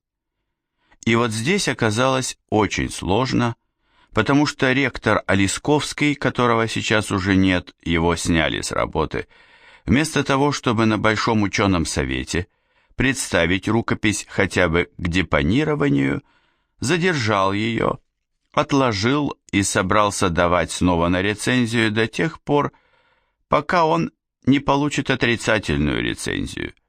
Но, так как ректора этого сняли, заменили ректором Меркурьевым, который прочел мою работу и убедился в том, что она научно полезна и не содержит ничего нелояльного в смысле политическом, он представил ее, к сожалению, опять к депонированию Винити, но не к печати. Что же касается последней работы «Древняя Русь и Великая Степь», я ее еще не представлял, но мне ее некуда и представлять, потому что до тех пор, пока первая часть не получила какого-то своего оформления, вторую часть представлять невозможно. Она основана на первой, как на фундаменте. И вот я нахожусь сейчас в довольно грустном и печальном положении. Работы, которые я сделал, имеют положительные рецензии академика Лихачева, профессоров нашего факультета, в частности Сергея Борисовича Лаврова. Они представлены к изданию, но почему-то, для меня не ясно почему, Каждое издательство отказывается иметь со мной дело. И это меня очень огорчает и даже травмирует. Трудно писать неизвестно для чего о тех проблемах, которые сейчас весьма актуальны, весьма доступны и весьма нужны. По существу, я являюсь последователем Владимира Ивановича Вернадского в его учении о биосфере и энергии живого вещества. Но его идеи о ноосфере никак не связаны с моими представлениями и с моими выводами, и я их не имею ни права, ни желания касаться. Это другая тема, не моя, которую будут решать другие ученые. Единственный издатель, директор «Восток-Издата» Олег Константинович Дрейер, сжалившись над моим недоумением, объяснил мне, что он печатать меня не будет до тех пор, пока меня не напечатает журнал «Вопросы истории». Причем главный редактор этого журнала, член-корреспондент Трухановской, дважды заказывал мне статьи, принимал их, и сейчас в этом журнале лежит уже 3-й год принятая статья, которая задерживалась потому, это он тоже, жалившись надо мной, объяснил мне, что его начальник, академик Бромлей, не хочет, чтобы мои статьи вообще выходили в свет. Единственное мое желание в жизни, а я сейчас уже стар, мне скоро 75 лет, это увидеть мои работы напечатанными без предвзятости, со строгой цензурной проверкой и обсужденными научной общественностью без предвзятости, без вмешательства отдельных интересов тех или иных влиятельных людей или тех глупых, которые относятся к науке не так, как я, то есть использующих ее для своих личных интересов. Они вполне могут оторваться от этого и обсудить проблемы правильно. Они достаточно для этого квалифицированы. Услышать их беспристрастные отзывы и даже возражения – это последнее, что я хотел бы в своей жизни. Разумеется, обсуждение целесообразно в моем присутствии, по процедуре защиты, когда я отвечу каждому из выступающих и при лояльном отношении присутствующих и президиума. Тогда я уверен, что те 160 моих статей и 8 книг общим объемом свыше 100 печатных листов получат должную оценку и послужат на пользу науке нашего Отечества и ее дальнейшему процветанию. Сергей Лавров. Лев Гумилев. Судьба и идеи. От редакции. В этом разделе мы представляем работу Сергея Борисовича Лаврова 1928-2000 годы о жизни и научном подвиге Льва Гумилева. Эта книга была написана в середине 1990-х годов и стала первым системным трудом, отразившим вклад ученого в отечественную науку и геополитику. За 1,5 десятилетия книга выдержала несколько переизданий. Автор мемуаров Лавров – крупнейший советский ученый в области экономической и политической географии, доктор географических наук, 1968 год, профессор, 1970 год. В 1976-1997 годах он возглавлял кафедру экономической и социальной географии географического факультета ЛГУ СППГУ. Около 30 лет проработал вместе с Гумилевым и в географическом обществе СССР. В 1995-2000 годах став первым президентом Русского географического общества.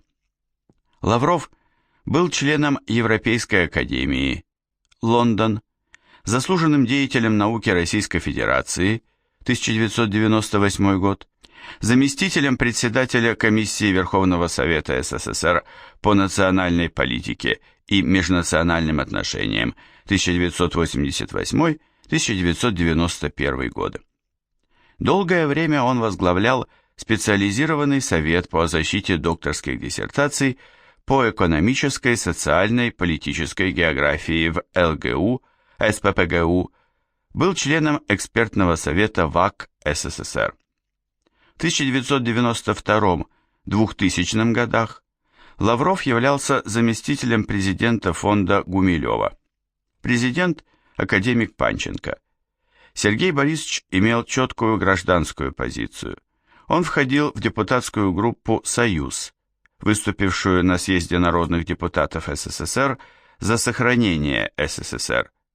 В последние годы жизни Лавров широко выступал в печати со статьями о будущем России в контексте евразийской теории, а его последней книгой стала представленная здесь первая полная биография Льва Николаевича Гумилева.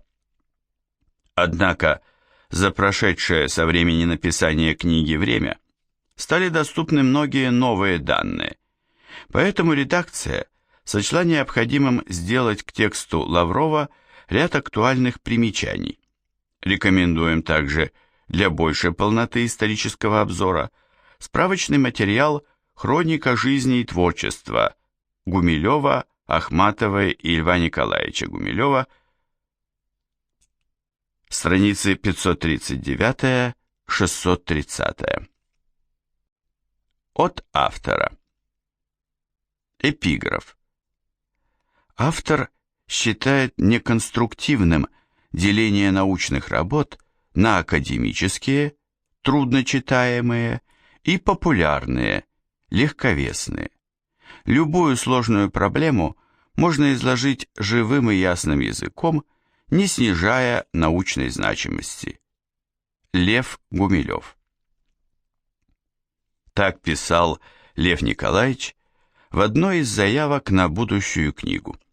И это было его неизменной позицией, которой он старался держаться. С ней легко соглашаться, но, увы, куда труднее реализовать.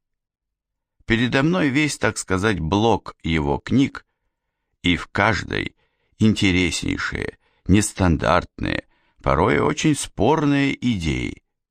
Попробуй изложи это живым и ясным языком, да еще и не снижая научной значимости. Передо мной фотографии, которые увидит читатель этой книги, и многие из них публикуются впервые. От детских, благополучных с обоими родителями или одной матерью уже после 1921 года, до лагерных, страшных, а потом уж снова благополучных, конца 80-х годов. Это вехи судьбы сложной и ломаной, трагичной и творческой. При этом огромные отрезки ее совсем, так сказать, затемнены для нас. Они дешифрируются лишь иногда по каким-то письмам туда или оттуда, по чьим-то воспоминаниям, но сначала, до того, один законный вопрос. Вопрос, который резонно возникает у читателя. А кто такой автор книги о Льве Николаевиче Гумилеве, и как это у него хватило смелости взяться за такую работу? Кажется, он не историк, не этнолог, да и в географии не занимался теми сюжетами, которые интересовали Гумилева: климатические рубежи, пути циклонов, колебания Каспия. Не был он и соавтором Гумилева. Правда, соавторов у него вообще не было почти никогда. Все это верно. А решился я на эту книгу по той главной причине, что Лев Николаевич был наиболее значимой, масштабной личностью из всех, с кем мне довелось работать в жизни. Да и стаж нашей совместной работы немал, около 30 лет, с той поры, 1962 год, когда ректор ЛГУ Александров взял на работу опального ученого. Взял на географический факультет. Примечание. Странная игра судьбы, а может быть и перст судьбы, почему его взяли именно на географический факультет. Вряд ли сейчас кто-нибудь может это объяснить, но в конце 30-х годов был такой эпизод. При отказе восстановить его студентам из ТФАКа в Ленинграде, московские друзья предлагали устроить на геофак в столице. Судьба как бы сталкивала Льва Николаевича с географией и столкнула, наконец, с пользой для обоих. Конец примечания. Точнее, в институт при факультете. Система была такова, что каждый сотрудник НИИ был, так сказать, приписан к какой-либо кафедре. Лев Николаевич к кафедре экономической географии, на которой я работал, а позже и заведовал ею. Он читал лекции нашим студентам по совсем новому курсу «Народоведение», был членом докторского ученого совета, которым я руководил. Но все это формальная сторона. Куда важнее другое. При солидной разнице в возрасте, 16 лет, между нами сразу же установились теплые дружеские отношения. Страшно далекие от схемы начальник-подчиненный, смешно такое сказать о нем. Только с юмором, а он любил и понимал юмор, спрашивал по телефону мою жену Валентину Николаевну или сына: «А начальник дома?» Вот эти доверительные отношения исключали обиду даже тогда, когда он мог бы и обидеться, а такие эпизоды были. Иногда из парткома ЛГУ настоятельно рекомендовали приостановить лекции Льва Николаевича. Все понимали, что это глупость. И тот, кто звонил, и тот, кто принимал эти центральные указания. Тогда мне приходилось просить Льва Николаевича: отдохните пару недель. Пусть почитает эти разы Костя. Примечание. Константин Иванов, первый и наиболее близкий из учеников Льва Николаевича, кандидат географических наук. Работал в Институте географии под руководством Льва Николаевича. Автор работ по теории этногенеза и монографии «Проблемы этнической географии», Санкт-Петербург, 1998 год. Был старостой университетской православной общины, отец 6 детей. В декабре 1992 года, через полгода после смерти учителя, был зверски убит у дверей своей квартиры. Конец примечания.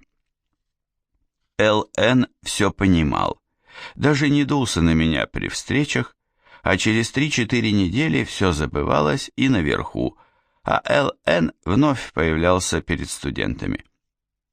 Сейчас, задумываясь о том времени, конце 60-х, начале 70-х годов, я начинаю сомневаться в том, что эти звонки инициировались сверху, из обкома или горкома КПСС. Дело в том, что в 1968-1972 годах мне довелось быть секретарем парткома ЛГУ при двух партийных лидерах города, сначала Толстикове, потом Романове. Первого вовсю поносила интеллигенция, считая организатором, так сказать, интеллектуального зажима в Ленинграде. Неважно, что это было далеко от истины. Короля играла свита. Ему, знающему, честному и толковому хозяйственнику, было не до этих идеологических, так сказать, игр.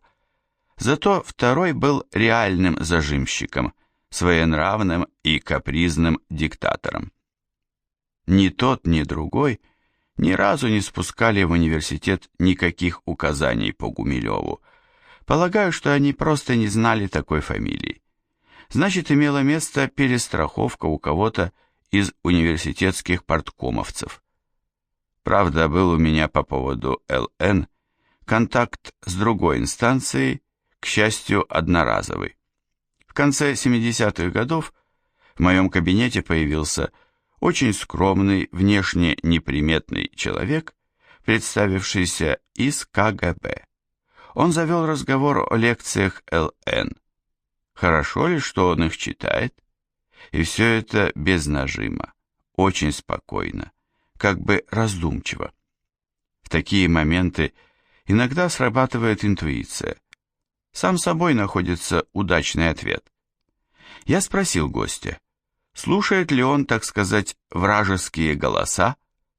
Получив в ответ «да», я признался, что тоже иногда слушаю, но никогда еще не слышал там слов о младшем Гумилеве. Об Ахматовой – да, о Николае Степановиче – да, а вот о Льве Николаевиче ни слова. Он согласился с такой констатацией. Тогда я осторожно спросил, спросите начальство, а хочет ли оно слышать по этим голосам и о Льве Николаевиче, к примеру, безработном? Он понял все молниеносно. Мне понравился ваш ответ. Мы очень вежливо распрощались, и больше оттуда нас не беспокоили. Но вернемся к жизни Л.Н. на факультете. Его лекции увлекали. На них рвались и люди со стороны. Вокруг Л.Н. быстро формировалась команда серьезных ребят, а гумилевская, так сказать, тематика на кафедре разрасталась. Вместе с Л.Н. мы работали в ученом совете по защитам диссертаций. Работали очень дружно, зачастую даже весело. У Л.Н. было гигантское преимущество перед председателем. Он в любую минуту мог выйти в коридор со своей Беломориной и широко пользовался этим, ехидно поглядывая на меня при очередном выходе. При этом эрудиция диссертанта жестко проверялась Гумилевым. Следовал град вопросов, часто с уходом в сторону от темы. Но уже при следующем совместном выходе в коридор он спрашивал, а не очень я его запугал. И если очень, то брал слово где-то перед финалом и объяснял, что будет голосовать «за». Что, наверное, нравилось Л.Н. в нашем совете, это нацеленность на республики Союза, где докторские были нечастым явлением, да и кандидатские шли непросто. Эта нацеленность была задана ситуацией. Параллельный докторский совет по нашей специальности в МГУ, а их в СССР работало всего два, наш и московский, был снобистским, не брал защит с периферии, предпочитая дозревших москвичей. Нам же с периферийщиками приходилось куда больше работать, проводить так называемые предзащиты, консультировать и так далее. Но как иначе создать научную опору вне столицы? Л.Н. всегда это поддерживал, особенно когда речь шла об ученых из республик Средней Азии. Сейчас я думаю, а правильно ли мы поступали? Ведь наши, так сказать, подопечные, сейчас там доктора, заведующие кафедрами, директора институтов. После развала СССР они как-то притихли и затаились, довольные, видимо, своими постами и званиями. Не стали они евразийцами по духу, не вышло из них пассионариев по действию. Кафедра наша трогательно относилась к Л.Н. Здесь он всегда был самым своим и отвечал нам тем же. На кафедре Л.Н. всегда был самим собой, не ощетинившимся в дискуссиях, а как бы оттаившим, зная, что окружен истинными друзьями. Он был ровен со всеми, титулы и чины не играли никакой роли. На кафедре рождались или проверялись многие из его шуток-переименований. Своего главного оппонента в этнологии, академика Брамлея, он переименовал в Бармалея. Журнал «Знание и сила», не напечатавший чего-то гумилевского, в «Знание через силу». Примечание. Бромлей Юлиан Владимирович, 1921-1990 годы. Академик, директор Института этнографии Академии наук СССР. Без ссылок на авторство включил в свою книгу «География и этнос», Москва, наука, 1973 год, заимствование из ранее опубликованных статей Гумилева. Попытки возражать против плагиата привели к полному запрету его публикаций. Смотрите, Гумилев. Публикации моих работ блокируются. Кто и почему отвергал Гумилева? Источник, 1995 год, номер 5. Конец примечания. Он позволял себе шутить с оппонентами и на их счет не только в узком кругу, шутить иногда очень зло. Вот пример из его письма, напечатанного в «Вопросах философии». Что же касается собственных позитивных высказываний Бромлея, то я воздержусь от суждений, следуя изречению, приведенному Оскаром Уайльдом, который, будучи в турне по Америке и остановившись в ковбойском поселке, прочел в трактире такой плакат: «Не стреляйте в пианиста, он играет как может». Примечание. Вопросы философии, 1989 год, номер 5, страница 158. Конец примечания. Л.Н. как-то сказал: «В годы застоя кафедра экономической и социальной географии была для меня экологической нишей. Меня не гнали с работы, была возможность писать». Примечание. Советская культура. 15 сентября 1988 года. Конец примечания. Была у него и другая, так сказать, ниша – русское географическое общество. Там Л.Н. выступал с лекциями, собиравшими удивительно много народу при самой скромной рекламе. Гумилевцы города находили какие-то свои каналы информации, хотя это была очень разная публика, от трогательных старушек старорежимного вида, каким-то чудом уцелевших в войну и блокаду, до восторженных молодых людей, просивших автографы у Л.Н. В обществе он руководил отделением этнографии, на котором апробировались его идеи. Жил он в то время в комнате коммуналки на Владимирской.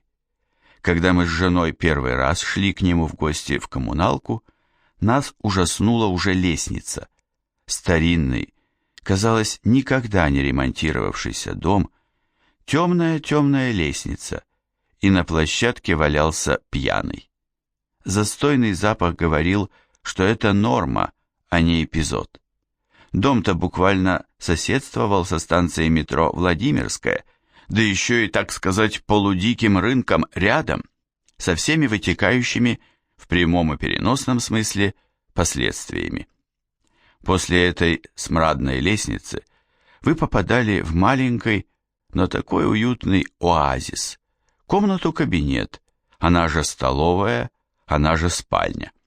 Над столом известный портрет отца в военной форме, фотография всей семьи, Анна Андреевна, Николай Степанович и Лева.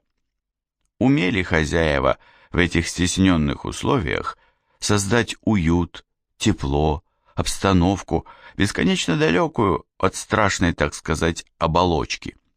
Интересно, что когда они переехали в новую квартиру, Л.Н. сохранил в кабинете буквально 1:1 ту же обстановку, что была в коммуналке. Тот же стол, портрет отца, фотография семьи. В коммуналке всегда чувствуешь, есть ли напряженка между соседями. Но в данном случае на нее не было и намека. Лев Николаевич умел ладить с людьми. Соседом был простой милиционер, и в квартире господствовала, по-гумилевски выражаясь, комплементарность. Здесь были смешные эпизоды. Как-то Л.Н. попросил меня познакомить его с коллегой-историком, довольно известным профессором. «Позовите его с супругой к нам. Выпьем, поговорим». Я сделал все, как полагалось. Помню, нашел какое-то красное шампанское, а на столе была вкусная еда, приготовленная Натальей Викторовной, и бутылка лимонной, тогда еще отменной водки. Мы с Л.Н.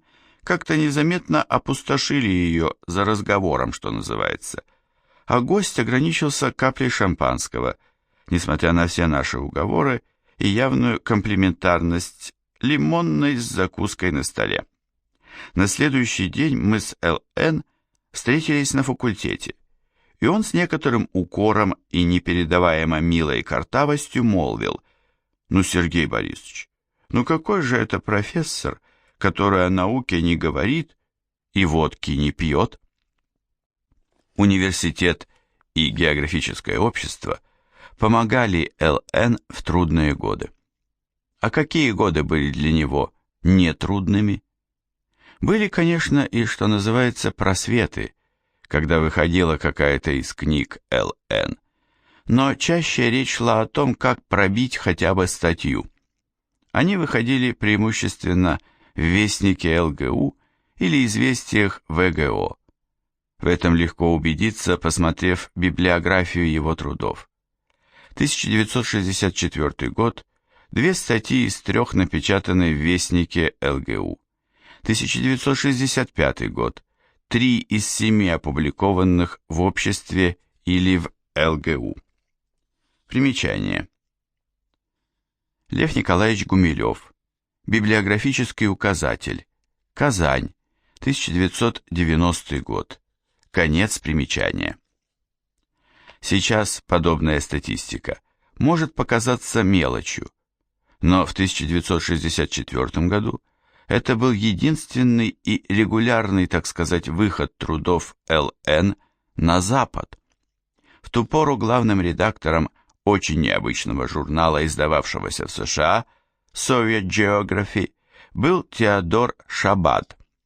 Это был советолог высшего класса, блестяще владевший русским языком, знаток советской экономики, но не узкий специалист, а эрудит. Журнал же был необычен тем, что в основном состоял из переводов советских статей, показавшихся Шабаду наиболее интересными. Гумилева он оценил сразу и опубликовал в 1966-1981 годах на английском языке 12 его статей. В университете издание работ Л.Н. курировал, так сказать, проректор по науке Красильников, физик по специальности, широко образованный гуманитарий в душе. Сейчас трудно себе представить, на какие ухищрения приходилось идти даже проректору по науке, чтобы пробить книгу «Этногенез» и «Биосфера Земли». Л.Н. об этом не знал. Не знали тогда и мы, помоганцы и болельщики, а рассказал эту историю только в 1996 году на очередных гумилевских чтениях сам профессор Красильников. Проректор знал о непростых отношениях между Гумилевым и кафедрой этнографии на ИСТФАКе, которую возглавлял тогда профессор Иц. Очень порядочный, хороший человек и специалист своего дела, но не принимавший теорию Гумилева. Красильников попросил его написать кисло-сладкое, более кислое, чем сладкое, но, так сказать, проходное введение к книге «Этногенез» и «Биосфера Земли». Это было сделано, и только тогда, а на дворе был 1990 год, книжка увидела свет. Но и то не в университетском издательстве, а в гидрометеоиздате. Важно было другое – гигантский тираж в 50 тысяч экземпляров. Эта цифра особенно впечатляла в сравнении с ротопринтным изданием в Винити, 3 тома, которое нужно было заказывать. Л.Н., правда, гордился, что на черном рынке эти тома тянули на 30-ку. Большие деньги в ту пору. В географическом обществе Гумилеву благоволил президент, известный советский полярник, академик Трешников. Они были почти ровесники. Алексей Федорович родился в 1914 году. Хотя они работали совсем в разных сферах, но симпатизировали друг другу. Правда, в какой-то момент непонятная кошка пробежала между ними, и Трешников спрашивал меня: Что это ваш на меня дуется? Не здоровается даже? Но это было скорее недоразумение, и все быстро уладилось. Трешников помогал ЛН печататься, не очень-то считаясь с начальственным мнением. Иногда, чтобы не валить все на шефа, так мы называли между собой Алексея Федоровича, молодая часть редколлегии решала что-то гумилевское напечатать во время его отпуска и взять на себя. Тогда, вернувшись после командировки или отпуска, президент мягко журил нас, ворчал, но все это было понарошку.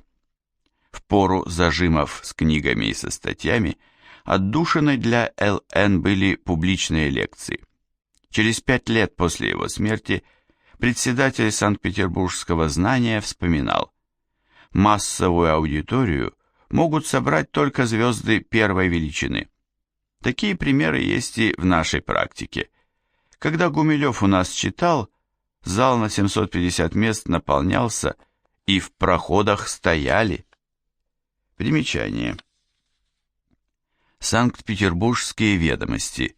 20 мая 1997 года. Конец примечания. Первая докторская ЛН по истории никак не была связана с геофаком. Она была задумана куда раньше.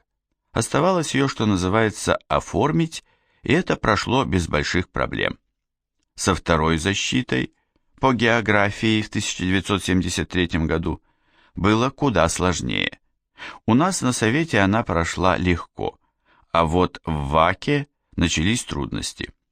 Там не смогли понять, что мы живем уже в эпоху интеграции наук, и уж, наверное, не знали знаменитой фразы Вернадского: «Мы все более специализируемся не по наукам, а по проблемам». Лев Николаевич уважал Вернадского, да и сам был интегратором. Вся его концепция, построенная на интеграции наук, истории, географии, этнологии, не укладывалась в жесткие рамки параграфов и номеров ваковских наук. Для ЛН интеграция наук была фактом, выношенным, понятным куда раньше, чем его осознали наши философы, начавшие писать об интеграции где-то в 70-80-х годах. Еще в 1955 году из Омского лагеря он писал своему другу: «Помнишь, как мы говорили о мостах между науками? В этой проблеме мы нащупали место для такого моста, и если нам удастся ее разрешить, один мост можно считать построенным». Примечание. Мера. 1994 год. Номер 4. Страница 122. Конец примечания. Прошлое и настоящее иногда не так далеки друг от друга. Казалось бы, Серебряный век, давно прошедшее время. Мог ли я знать кого-нибудь оттуда, к примеру, людей, видевших отца Гумилева, Николая Степановича? Оказывается, знал, не подозревая об этом. В конце 40-х я, мальчишка, много раз в старой, типично интеллигентской квартире на 9-й линии Васильевского острова играл в шахматы с некрасоведом номер 1 в России, профессором Евгеньевым Максимовым. Я и не подозревал, что когда-то он входил в царскосельскую компанию молодого Николая Гумилева. Приведу еще один эпизод случайной встречи людей, которые могли бы встретиться раньше и много интересного порассказать друг другу. В 80-х годах на том самом ученом совете в присутствии ЛН защищал свою кандидатскую Сергей Лукницкий. Тема была весьма нестандартной – география преступности. Сергей был сыном писателя Павла Лукницкого, 1900-1973 годы, посвятившего многие годы исследованию жизни и творчества Николая Гумилева. Необходимо заметить, что писатель принимал самое живое участие в судьбе маленького Левы в 20-е годы. Примечание. Павел Лукницкий в 1925 году посетил Бежецк и очаровал Леву. О том, что Лукницкий был агентом ОГПУ, Лев Гумилев узнал значительно позже. Конец примечания. Пожалуй, об их отношениях лучше всего говорят слова из письма Левы от 19 июня 1925 года. «Вы спрашиваете, какую книгу мне прислать? Большое спасибо, но лучше выберите сами, потому что я хочу, чтобы вы руководили мною». Примечание. Из архива Веры Лукницкой. Конец примечания. После многолетнего поиска и исследований Сергей Лукницкий, продолжая начатое отцом, опубликовал в 1996 году очень необычную книжку «Дело Гумилева». Работая рядом с Л.Н., я понимал особую значимость того, что он делал. Свидетельство этому – пухлая папка, куда собиралось все, что выходило о Гумилеве, все, что печаталось в малотиражках, почти неизвестных журналах, интервью самого Л.Н. в газетах, критические статьи его оппонентов и просто недругов. Примечание. Сейчас приходится пожалеть о многом. Почему не осталось магнитофонных записей многих выступлений Л.Н. в географическом обществе? Почему формально скупы протоколы ученых советов? И много таких «почему» возникает. Но ведь всегда казалось, что общение с Л.Н. будет еще долгим. Конец примечания. Просматривая сейчас эту папку, вижу, как нарастал интерес к Гумилеву. Пик публикаций пришелся на конец 80-х, начало 90-х годов. Смутное время перестройки и развала страны. Но не хочется сосредоточиваться именно на этом. Ведь научная биография Л.Н. полна пересечений с очень интересными людьми, весьма значимыми в истории нашей науки и даже страны. Среди них есть очень близкие Л.Н., особенно Петр Савицкий, один из отцов евразийства. С ним Л.Н. объединяет и трагическая общность судеб, годы, проведенные в сталинских лагерях, и удивительное сходство интересов, поглощенность кочевниковедением. Все это отражается в обширной и изумительной по взаимопониманию и доброжелательности переписке 1956-1966 годов. Если Петр Савицкий был для Л.Н. не только авторитетом, но дорогим другом, то Георгий Вернадский, крупнейший из русских историков эмиграции, мэтром, чьи отзывы из далекого Нью-Хейвена, США, воспринимались как высочайшая похвала. Примечание.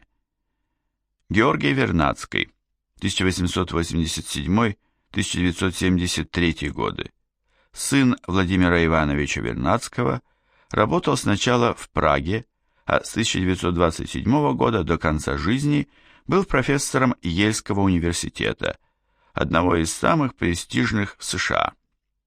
Создал пятитомную историю России. Конец примечания.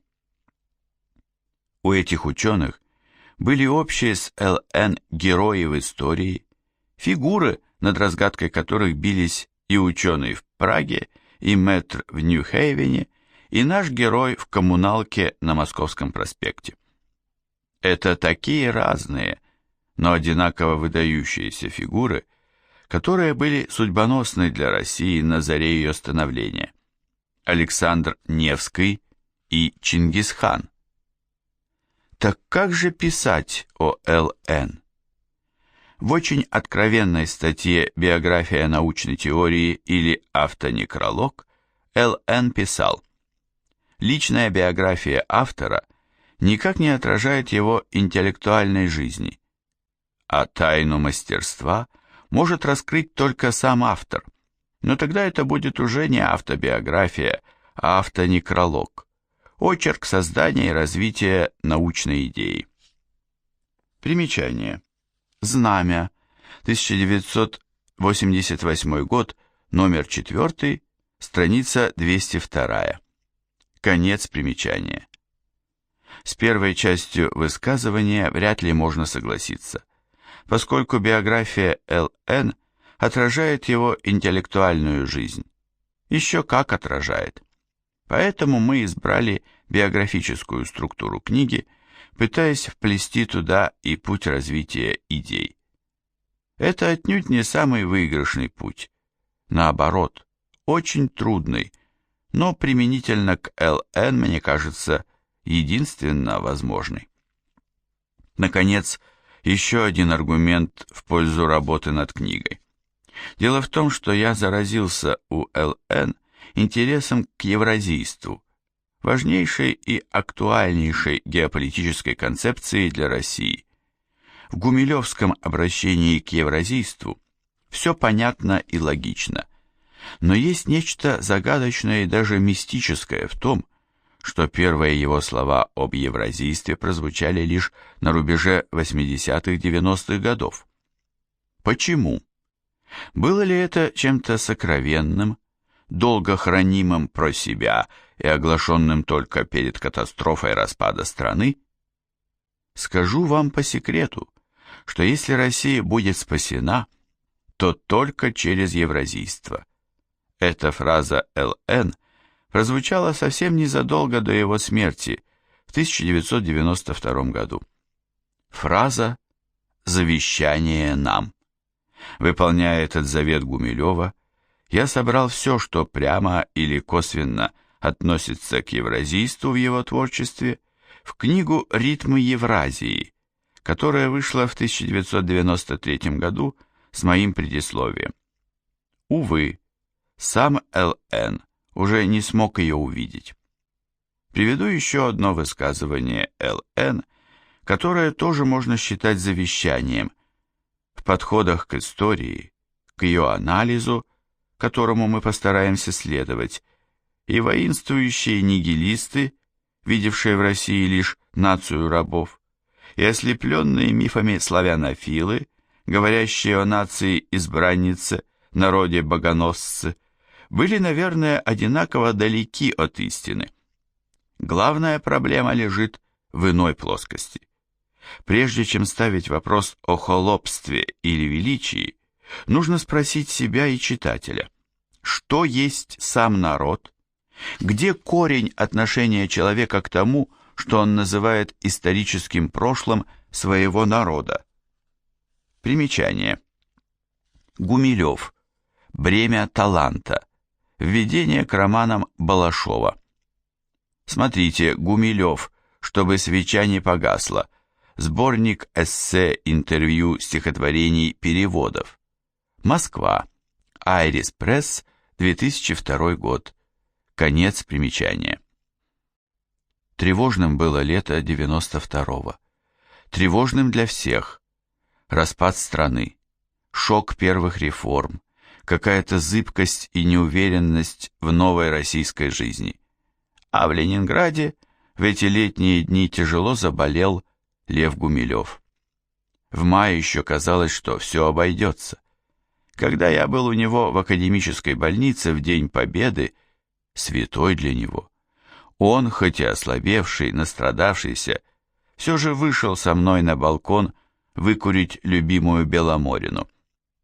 Потом Л.Н. оказался дома, но в июне снова в академичке. И странное дело, ленинградские газеты, вполне официальные, печатали в те дни нечто вроде бюллетеней об его здоровье.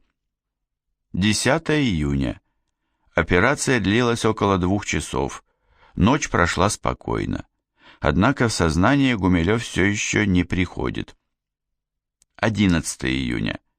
Продолжают проводить комплекс жизненно необходимых процедур. Тот факт, что состояние больного не ухудшилось, вселяет в медиков надежду. 13 июня. Вновь ухудшение. И 15 июня, увы, конец. Когда еще пресса, пусть местная, давала такие сводки? Разве что в 53-м?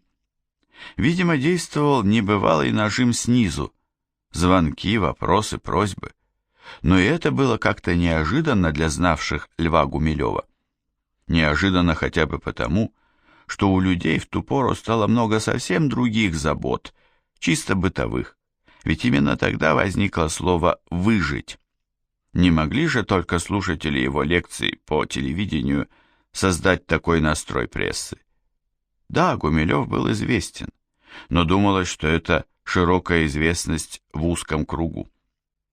Чем же все-таки объяснить этот массовый интерес к его судьбе в мрачные июньские дни 92-го? Необычностью биографии? Тем, что он, сын двух великих поэтов Серебряного века? Но этим интересовался довольно узкий круг людей пятимиллионного города. К тому же первые статьи о Николае Гумилеве, как и издания его стихов, только начинали появляться. Даже интеллигенция знала скорее имя поэта, чем его творчество. Примечание. В 1988 году в Тбилиси вышла наиболее полная в то время книга стихотворений и поэм Николая Гумилева. Но это было в Грузии, а тираж книги был, что называется, засекречен. Конец примечания. Да и как могло быть иначе, если в 1990 году вопрос о реабилитации Николая Гумилева еще рассматривался прокуратурой СССР? Тогда один из так называемых архитекторов перестройки, Александр Николаевич Яковлев, занимавшийся реабилитацией незаконно репрессированных, на вопрос, не пора ли сделать это и в отношении Николая Гумилева, ответил: «Рано». Примечание. Лукницкий. Дело Гумилева. Москва, 1996 год, страница 12. Генерал Бобков, тогда первый заместитель председателя КГБ, глава 5-го так называемого идеологического управления, вспоминал, что благодаря их служебной записке в ЦК с большим трудом, но все-таки начали выходить книги Игоря Северянина, Осипа Мандельштама, Бруно Ясенского, Павла Васильева. Не удалось пробить только стихи Николая Гумилева. Они появились в печати только после смерти Суслова. «Люди», июнь 1997 года, страница 30. Конец примечания. Может быть, массовый интерес к Льву Гумилеву определялся его страшной судьбой? Но таких судеб было немало. К слову говоря, Л.Н. вообще не любил распространяться о лагерных годах. Одна из часто повторенных им фраз «ученые сажали ученых» вообще не вписывалась в принятые шаблоны разоблачений сталинских репрессий. Так чем же все-таки объяснить это массовое сопереживание с больным ученым? Думается, это был какой-то инстинктивный порыв, осознание того, что из жизни уходит очень необычный человек, носитель такого знания, которое особенно пригодилось бы в новое, так сказать, смутное время России. И еще одно. Люди устали от популизма, от пустозвонства политиков. Здесь срабатывал контраст. Ученый был неизмеримо выше их, далек от этого мельтешения, просто был из какой-то другой сферы. Он был, пользуясь определением Шафаревича, громадно-масштабный человек. Говоря о Л.Н., хотелось бы вообще абстрагироваться от политики, но втягивание в нее на каком-то обидно низком уровне началось уже на второй день после смерти. Не сказать о некоторых позорных деталях этих июньских дней невозможно. Надо только оговориться. Мы будем говорить о господине Икс не как о представителе каких-то злых политических сил, а просто как о личности, как о взрослом человеке, отвечающем за свои поступки, а о господине Игреке не как о представителе неких добрых сил, а опять же просто как о личности, отношение которой к смерти, к памяти, к доброму имени ученого проявилось в эти дни и позже. Где должен быть похоронен Лев Николаевич. Сразу же отпала Комарова. Он не хотел бы этого сам. Отпал Пушкин, с которым была связана часть детства. Так считала вдова Наталья Викторовна. Естественным было решение об Александро-Невской лавре, и если бы все решала церковь, то проблем не было бы вообще. Л.Н. был в двадцатке Церкви Воскресения Христова, что на обводном канале. К тому же он и митрополит Ленинградской и Ладожской Иоанн знали и высоко уважали друг друга. Но в условиях нашей непонятной жизни решала уже не церковь, или, в лучшем случае, мэр и церковь. Между тем мэр города, дав какие-то туманно-запретительные указания о лавре, уехал в Москву. Еще 17 июня, на второй день после смерти Л.Н., Санкт-Петербургские ведомости писали: место погребения пока неизвестно. Кроме того, они сообщали, что мэр предложил литераторские мостки Волково кладбище, а Наталья Викторовна резонно возражала: Л.Н. не писатель, а ученый. Возражала и была права. Здесь похоронены Добролюбов и Белинский, Писарев и Михайловский, Лесков и Нацин. Правда, здесь же покоится и Менделеев. Я не думаю, что опять играла роль только политика. Логичным, особо популистски логичным для мэра было бы сделать все по-хорошему и привычно возглавить эту процедуру. Но сработало какое-то недомыслие, а может быть и зависть. Определять место похорон пришлось нам, нескольким близким друзьям покойного. Сомнений в том, где проводить гражданскую панихиду, не было. Естественно, в доме Русского географического общества в переулке Гривцова, доме, который Л.Н. также считал своей экологической нишей. Созвонившись со знакомыми в мэрии, договорились о приеме и поехали туда. На въезде в Смольный, на площади пикет незнакомых нам молодых гумилевцев с плакатом «Позор мэру». В предбаннике вице-мэра много ожидающих. И еще каких! Пара генералов, солидные хозяйственники. Мы здесь явно не ко двору. Грустно соображаем, сколько же придется ждать, как вдруг холеная секретарша проявляет преувеличенное внимание именно к нам, а не к генералам. Шеф сейчас говорит по телефону с мэром и сразу же вас примет. Разговор шел долго, и можно было догадаться, что мэр, уехав в столицу, чего-то испугался, представив себе возможную реакцию в городе. Если вначале это промелькнуло догадкой, то через несколько минут нашло подтверждение, когда нас запустили к сверхпредупредительному, прямо-таки источающему доброжелательство вице-мэру. В этот момент мы могли получить от него все, что угодно. Сценарий визита в Смольный был обговорен с вдовой Л.Н. и его наиболее близким учеником Костей Ивановым. Он должен был ждать нас на входе в мэрию, на лестнице Смольного, но почему-то не пришел. Когда мы согласовали с вице-мэром вопрос об Александро-Невской лавре, имея в виду самое достойное место там, вошла секретарша и передала ему листок.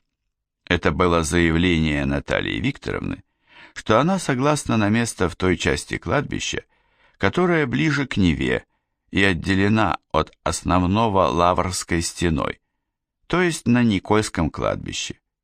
Бумагу секретарша принес уже упомянутый Костя Иванов.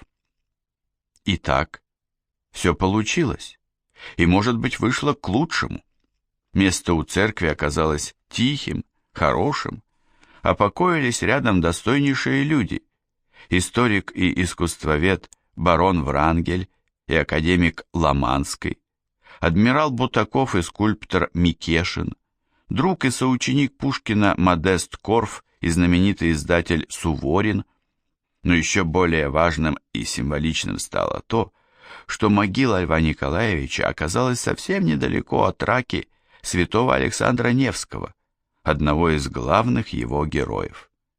Позже неподалеку на братском кладбище был похоронен митрополит Санкт-Петербургской и Ладожской Иоанн, и в этом была какая-то своя символика. Действительно, все вышло к лучшему. Однако в истории с похоронами было нечто дикое, страшное.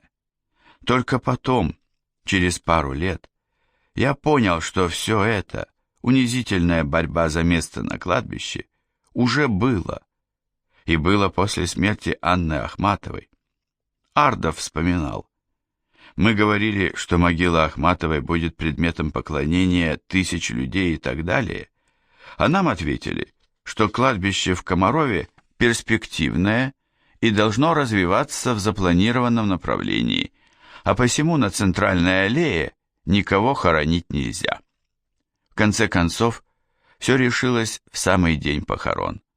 Помогла, дай ей Бог здоровья, Зоя Борисовна Томашевская. Ее приятель, фамилия которого, если не ошибаюсь, была Фомин, в те годы состоял в должности главного архитектора Ленинграда. Примечание.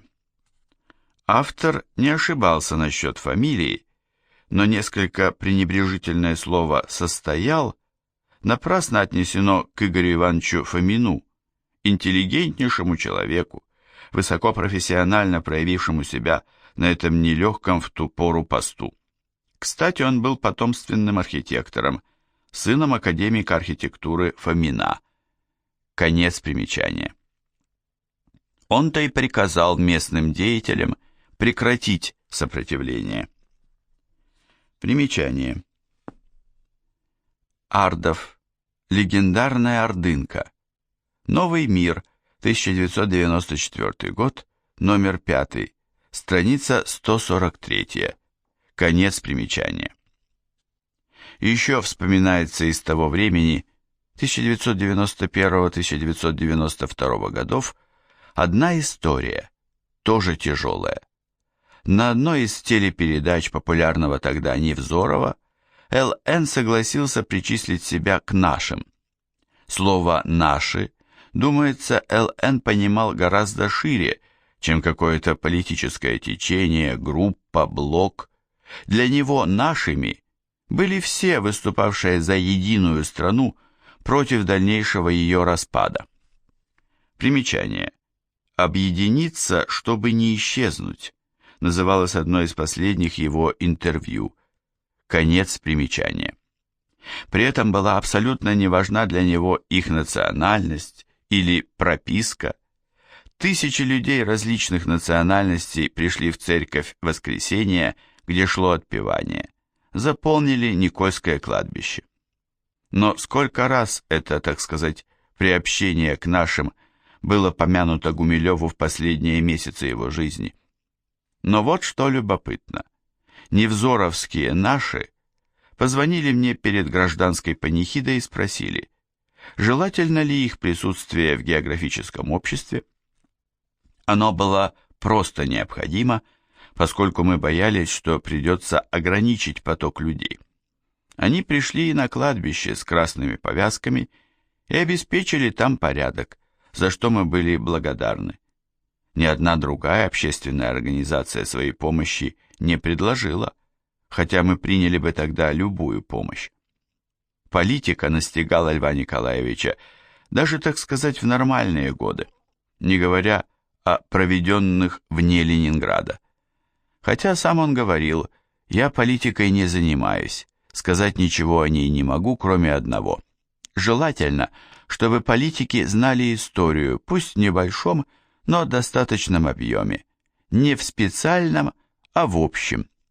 Коронной фразой Л.Н. была «Я не занимаюсь ничем, что ближе XVIII века». Примечание. Час пик, номер 23, 1993 год. В одном из писем Савицкому он даже сдвинул планку назад, XVII века. Конец примечания. Человек, который всю жизнь занимался кочевничеством, далекими и давно исчезнувшими этносами, казалось бы, был застрахован от политических обвинений, от всяческих измов, но, увы, застойные годы кончались, наступала, так сказать, Горбачевская перестройка, 1985 год.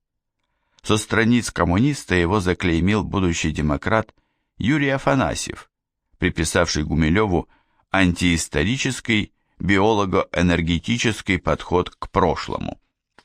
Примечание. Афанасьев. «Прошлое и мы». Коммунист, 1985 год, номер 14. Конец примечания. На более низком уровне шли статьи штатного критика ЛН Аполлона Кузьмина, тоже, так сказать, с марксистских позиций. Немного ранее, в 1982 году, критике Гумилева была по сути посвящена целая книга писателя Чевелихина, вышедшая массовым тиражом в роман-газете. Там ЛН клеймился как поборник агрессоров и завоевателей. Примечание. Чевелихин. Память. Роман-газета. 1982 год.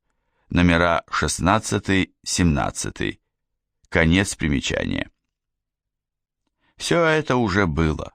Все это бездарно повторяло недоброй памяти 30-40-е годы. В антимарксизме он был обвинен еще на защите кандидатской. В 1948 году, когда его громил заслуженный деятель киргизской науки Александр Натанович Бернштам, один из доносчиков на Льва Николаевича, Гумилев позже простил Бернштама. Бог с ним. Он в конце концов и сам пострадал. Его обвинили в пантюркских настроениях, подвергли идеологической проработке, он с горя запил и умер. Примечание. Начало. 1992 год, номер 4, страницы 4-5. Конец примечания. Самое дикое и нелепое в этих обвинениях заключается в том, что Гумилев никогда не был антимарксистом. В 1990-е годы, подчеркиваю дату, так как в это время подозревать кого-то в желании приобщиться к марксизму было бы уже смешно, происходил диалог писателя Дмитрия Балашова и Льва Гумилева, из которого я позволю привести себе две реплики. Балашов. Есть высказывание у Маркса, в предисловии к критике политической экономии, быть может, самое гениальное место, о том, что никакой связи между прогрессом экономики и развитием культуры нет и быть не может. Гумилев. Я вполне уважаю Маркса за это и аналогичное высказывание. Примечание. Согласие. 1990 год. Номер 1. Страница 4. Конец примечания. Я помню, как он радовался, найдя у раннего Маркса понятие «Гейменвесен», которое, как ему казалось, вполне вписывалось в его теорию этногенеза. Примечание. Коммуна. Община. Немецкой. Элен неоднократно ссылался на этот термин Маркса.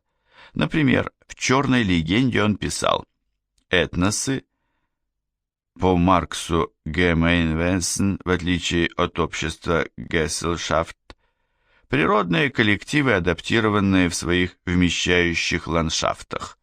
Москва, 1994 год, страница 151.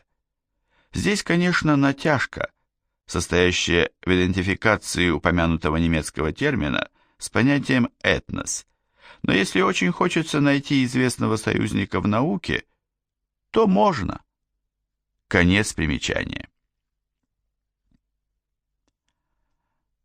Это не было какой-то мимикрии. Л.Н. был способен ошибаться, увлекаться, иногда блефовать, но абсолютно не способен был подделываться. Последние слова, которые я услышал от него в академичке, были удивительны, учитывая его судьбу, но справедливы. И все-таки я счастливый человек. Я писал то, что хотел, а не то, что велели. В статье «Биография научной теории» или «Автонекролог» прошедшей почти незамеченной, Элен с удовольствием отмечает: как писали Маркс и Энгельс, история природы и история людей взаимно обуславливают друг друга. Эти слова могли бы стать эпиграфом к целому, так сказать, блоку его книг. Марксизм привлекал он и в борьбе против вульгарного линейного историзма. Так, рассуждая о развитии этносов, Л.Н. замечал: описанная закономерность противоречит принятой на Западе теории неуклонного прогресса, но вполне отвечает принципу диалектического материализма. Примечание. Знамя, 1988 год, номер 4, страница 212. Конец примечания. Ему нравилась строфа из Ходосевича, явно потому, что она работала на его концепцию. «И ты, моя страна, и ты, ее народ, умрешь и оживешь, пройдя сквозь этот год, за тем, что мудрость нам единая дана, всему живущему идти путем зерна». Приведя эти строки, Элен тут же добавляет, что Энгельс использовал для наглядности пример зерна, дающего колос с обилием зерен. Примечание. Знамя, 1988 год, номер 4, страница 212. Конец примечания. Вместе с тем он не соглашался с Марксом в оценках России и русского народа. Это очень отчетливо проявилось в дискуссии Л.Н. с Аполлоном Кузьминым. Примечание. Начало, 1992 год, номер 4, страница 12. Конец примечания. После августа 1991 года Л.Н. прожил еще 10 месяцев, и это время было для него тяжелым и по здоровью, последствия инсульта, и по ощущениям окружающей жизни. Но странное дело, именно в это время он интенсивно правил гранки своих книг, хотя временами отказывала рука, и многократно давал интервью, особенно по евразийству, как будто ощущал, что сейчас это самое неотложное. Примечание. В частности, тогда, в 1991 году, в ленинградской «Авроре» было опубликовано очень пространное и самое, так сказать, автобиографичное интервью с Л.Н. «Аврора», 1991 год, номер 11. Конец примечания. Примечательно, что во всех этих интервью он не высказывался по тем вопросам, которые доминировали тогда в СМИ. Разборки с прошлым, готовящийся суд над КПСС и так далее. Казалось, ему и карты в руки. У него-то было отнято из жизни 14 лет, лучших лет. В 1956 ему было уже 44 года. А он молчал про это. Видимо, разные ему попадались коммунисты. Это и исследователи в Лефортово и Крестах, выколачивавшие из него, так сказать, показания. Это и лагерное начальство в Караганде и Омске. Но это и ректор ЛГУ Александр Вознесенский, с которым он встретился в 40-х между лагерями. Всесильный человек, брат политбюрошного Вознесенского, не смог тогда принять Гумилева на работу в университет. И тем не менее Л.Н. с благодарностью вспоминал его вопросы утверждения. Итак, отец Николай Гумилев, мама Ахматова. Понимаю, вас уволили из аспирантуры после постановления о журнале «Звезда». Ясно. И далее.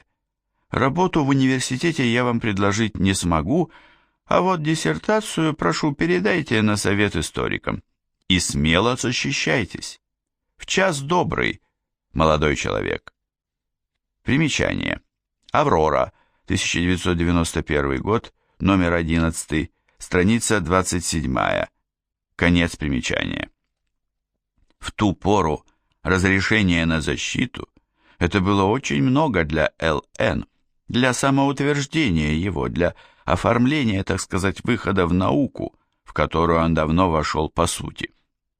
Судьба свела Л.Н. с Львом Вознесенским, сыном ректора, расстрелянного вместе с братом по ленинградскому делу. Лев-старший и Лев-младший подружились в лагере. Впоследствии Лев Вознесенский стал политическим обозревателем центрального телевидения по вопросам внутренней жизни СССР. Связь его с Л.Н. не прекращалась до смерти ученого. Были эпизоды и совсем недавние, задним числом объясняющие, почему Л.Н. не клеймил коммунистов без разбора. Я знал, что в пробивании гумилевских книг участвовал Лукьянов, еще до председательства в Верховном Совете СССР. Когда мы встретились в Санкт-Петербурге в 1995 году на истфаке университета, я хотел подарить ему одну из редких, как мне казалось, последних фотографий Л.Н. Он ответил: «Сильно увеличенная, она висит у меня в кабинете». В жизни все сложнее черно-белых схем, сложнее фальшивой антитезы коммунисты-демократы и не вписывается в формулы коммунизм или социализм, а для Л.Н. это справедливо тем более. В одном из интервью, когда от него добивались, чтобы он как-то связал социализм с уничтожением ландшафта, Гумилев удивленно ответил: «Социализм, капитализм – это совершенно другая система отсчета». Тем не менее, политические наскоки не менее научных раздражали Л.Н., мешали ему жить. «Я удивляюсь», — говорил он, — «как это меня не обвинили еще и в космополитизме? Был бы полный набор, вместе с русофобией». Примечание. Социум, 1992 год, номер 9, страница 86. Конец примечания. Из далекого Улан-Батора его утешал друг и почитатель, монгольский академик Ринчен. «Джангир сказал мне, что вы слишком близко к сердцу воспринимаете людское невежество, зависть и все злое, исходящее от этого. Вы должны быть достойны имени своего, лев, и работать, делать то, что велит ученому делать его высокий долг человека, поднявшегося над стадом двуногих». Еще образнее академик выразился в другом письме. «Помните, что путник в долгой дороге не считается с собаками стойбищ, его встречающими и провожающими». Примечание. Письма Ринчена Гумилеву от 23 декабря 1972 года и от 30 сентября 1974 года. Конец примечания. Письма Ринчена сохранились в архиве Л.Н. Академик, он и сам был опальным в Монголии в какие-то времена, утешал Л.Н., подбадривал его. Здесь возникает закономерный вопрос: почему Гумилев, посвятивший всю сознательную жизнь разоблачению черной легенды, безмерно любивший и уважавший народы Востока, в трудные для него годы не получил конкретной помощи от сильных мира сего в мусульманских республиках Союза? Примечание. На титульном листе книги «Древние тюрки» он поместил такие слова: «Посвящаю эту книгу нашим братьям, тюркским народам Советского Союза». Конец примечания. Это замечал не только я, но и автор предисловия к сборнику «Черная легенда», ученик Л.Н. Вячеслав Ермолаев. Он писал, что Л.Н. прислали массу писем и поздравлений из Монголии, Татарии, Казахстана, Средней Азии. Его приглашали в гости, к нему приезжали делегации, ему говорили теплые искренние слова, дарили халаты, пиалы и тюбетейки, но тем все и ограничивалось. Никакой более значимой поддержки ни со стороны местной творческой интеллигенции, ни тем более от властных структур соответствующих национальных республик Гумилев никогда не получал. Только в Азербайджане на русском языке вышла в свет книга Л.Н. «Тысячелетие вокруг Каспия». Примечание. Гумилев. Черная легенда. Москва. Экопрос. 1994 год. Страницы 22-23. Конец примечания. Неужели СССР в брежневскую эпоху застоя, и тем более позже, был настолько имперской, так сказать, страной, что лидеры союзных республик, сегодняшние президенты стран СНГ, не могли быть самостоятельными в таких вопросах? Вопрос сугубо риторический, поскольку идеологическая верность центру в основном уже выражалась в ритуальных национальных торжествах во время редких визитов генерального секретаря в ту или иную республику. Значит, могли, но не сочли нужным. Можно было надеяться, что Лев Николаевич будет поднят и возвеличен демократами первой волны. Это было бы так естественно, ибо он действительно был жертвой режима. Здесь снова напрашиваются слова «все это уже было при другом режиме». Он не стал своим и для новоявленных демократов.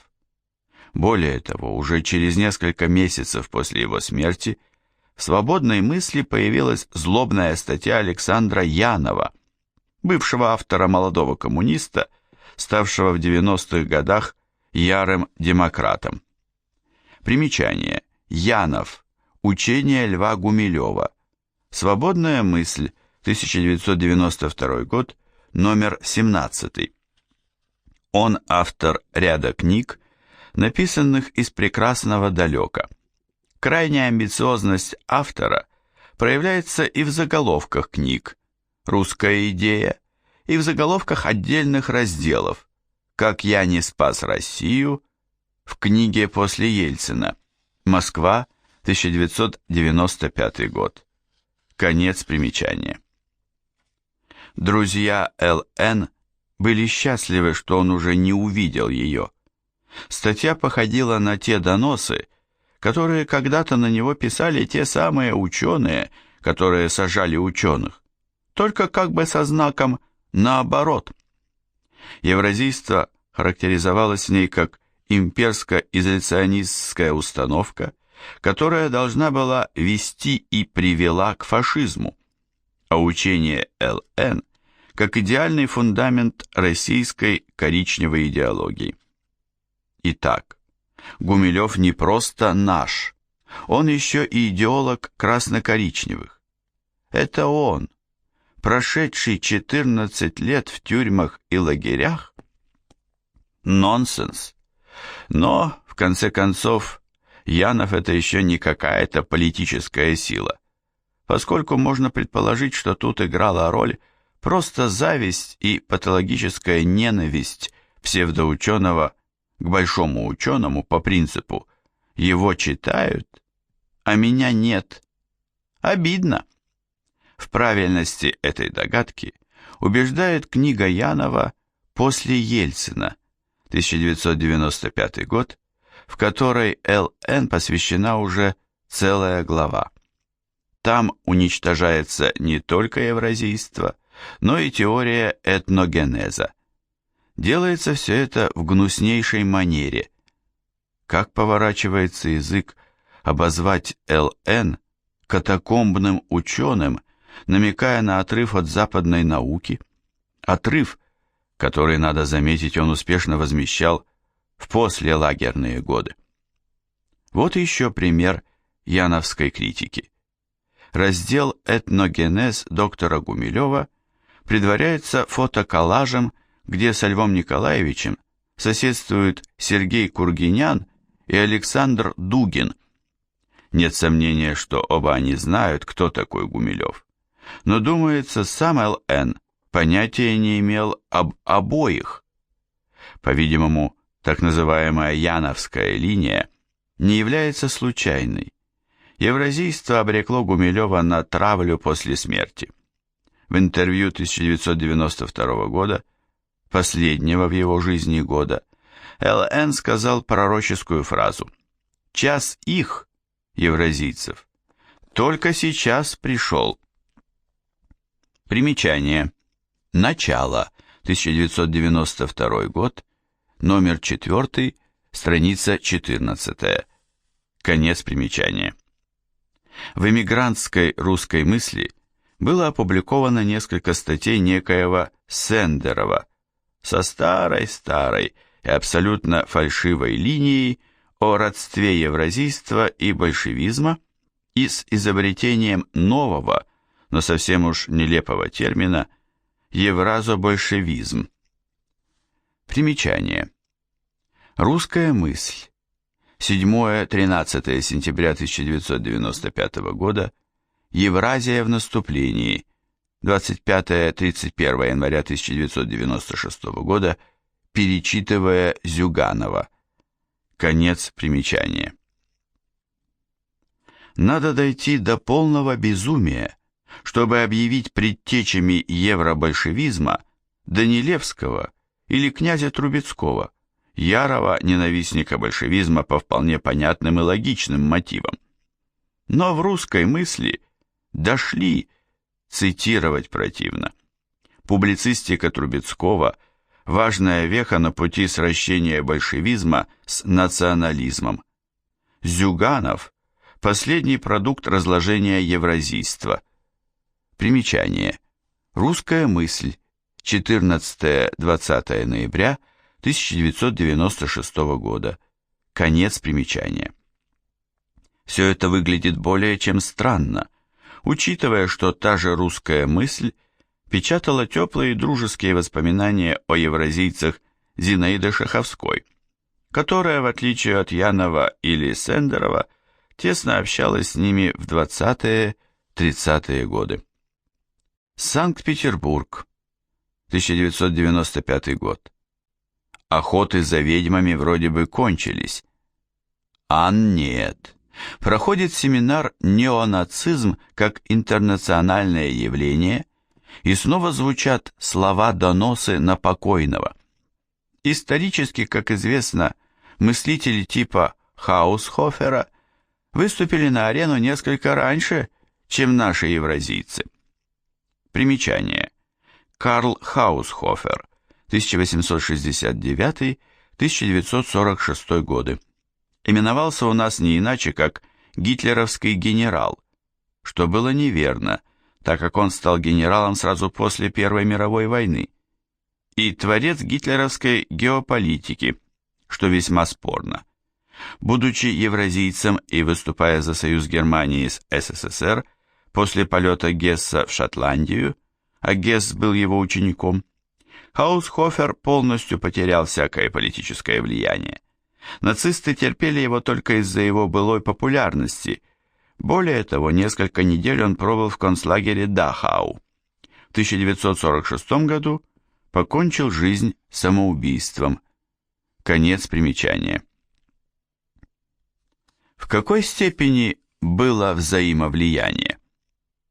Так вот, актуальность евразийских идей у героев сегодняшней нашей конференции, то есть у русских интегральных националистов, ранее объяснялось, что это и есть фашисты, совершенно очевидна, так как очевидно влияние евразийцев на идеи Льва Николаевича Гумилева, который, видимо, заимствовал не только у евразийских идеологов, но и у такого выдающегося практика, как барон Унгерн, ибо тот и другой сочетали монголофильство с крайним антисемитизмом. Здесь каждое слово ложь. Когда евразийцы выступили со своим манифестом, 1921 год, Хаусхофер еще не написал какой-либо капитальной работы по геополитике. Слова, видимо, заимствовал из выступления Раскина, блестящий оборот, достойный Вышинского, а обвинение Л.Н. в антисемитизме представляет из себя открытие, достойное пера и совести его автора. Страшно сказать, но это все уже было, только не против Гумилева, а против его коллег и знакомых, и не в 90-х, а в 30-х годах. Нынешние хулители ЛН не подозревают, что разработки ленинградского УНКВД в 30-х годах шли точно по такой же логике. Открылось это недавно, в связи с семинаром памяти профессора Дэна, создателя кафедры экономической географии в знаменитом Политехническом институте. Итак, 1935 год. Полвека до пресловутого семинара по неонацизму. Цитируем документ ленинградского УНКВД.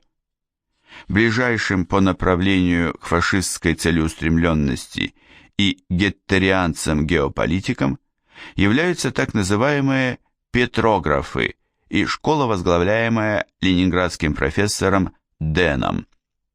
Умер. Мы направляем свои агентурные поиски в эту среду с целью обнаружения подпольных формирований. Выявляем связи с геополитиками Германии, Польши, Финляндии и другими. Введена агентурная разработка под кличкой геополитики. Слава богу, они не обвинили Дэна и других профессоров в монголофильстве и антисемитизме. Примечание. Научный симпозиум «Дэн и современная Россия». Санкт-Петербург, 1993 год, страницы 4-5. Конец примечания. Семинар в так называемом обычном областном городе не вызвал какого-то резонанса в стране, остался событием провинциальным. Совсем в неожиданной связи фамилия ЛН возникла на страницах большой прессы в 1997 году. Некий неизвестный в науке Борис Гершунский упрекал Зюганова в том, что ему нравится концепция Гумилева. В текст была введена формула «наши, не наши», которой вообще не было у ЛН, но возвращающая к злополучной передаче 600 секунд. Ведь это у Льва Николаевича Гумилева, продолжал автор, мы находим оправдание якобы естественной, закономерной, инстинктивной неприязни людей друг к другу по сугубо этническим и расовым признакам, их делению по принципу «мы, они, свои, чужие». Примечание. Литературная газета. 19 марта 1997 года. Конец примечания. Невдомек Гершунскому, что очень правильный академик Бромлей писал: это соприсуща непременно антитеза «мы, они». И не Гумилев, не Бромлей это придумали. Цивилизационная концепция исторического процесса – общее достояние мировой науки.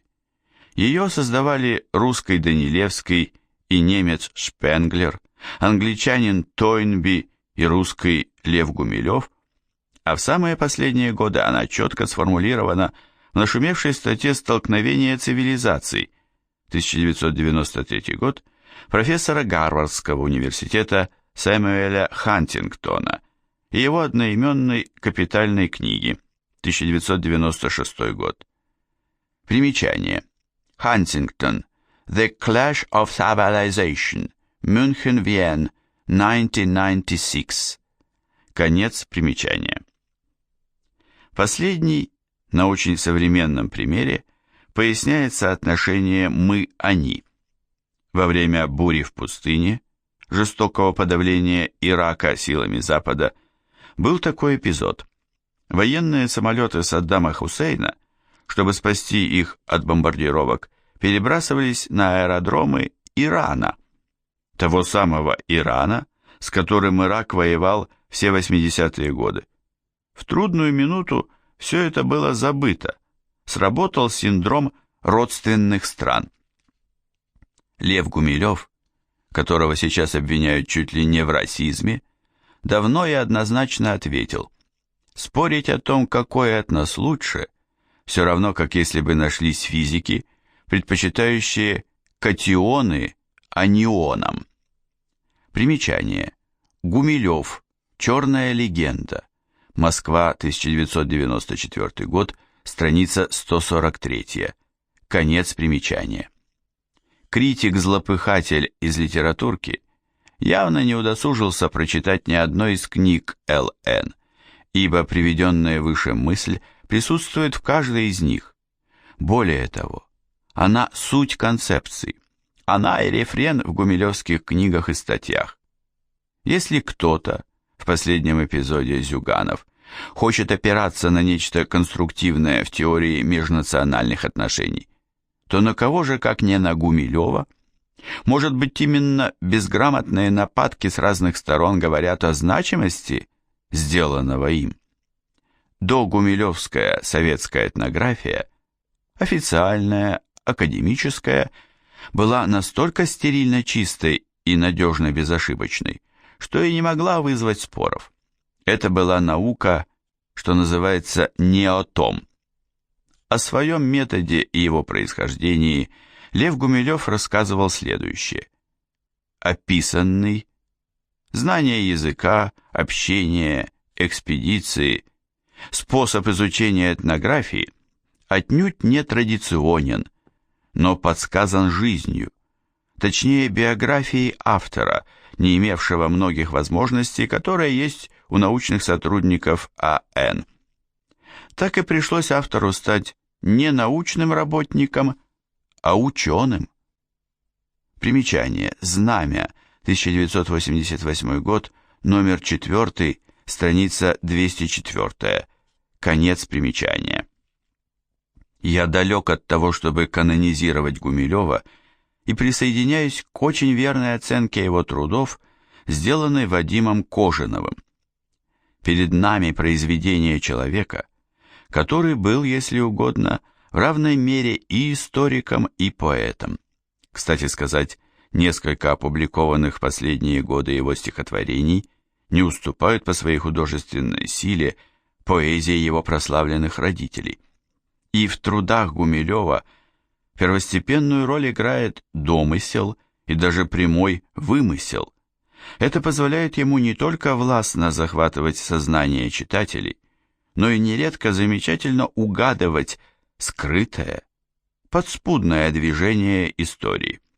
Но в то же время именно эти качества вызывают неудовлетворенность или даже негодование у людей, которые считают обязательной строгую документированность, не приемлют никакого, так сказать, интуитивного домысливания в изучении истории. Примечание. Кожинов. Монгольская эпоха в истории Руси и истинный смысл и значение Куликовской битвы. Наш современник, 1997 год, номер 3, страницы 193-194. Конец примечания. Итак, домысливающий кое-что поэт, а не только историк. Да, безусловно.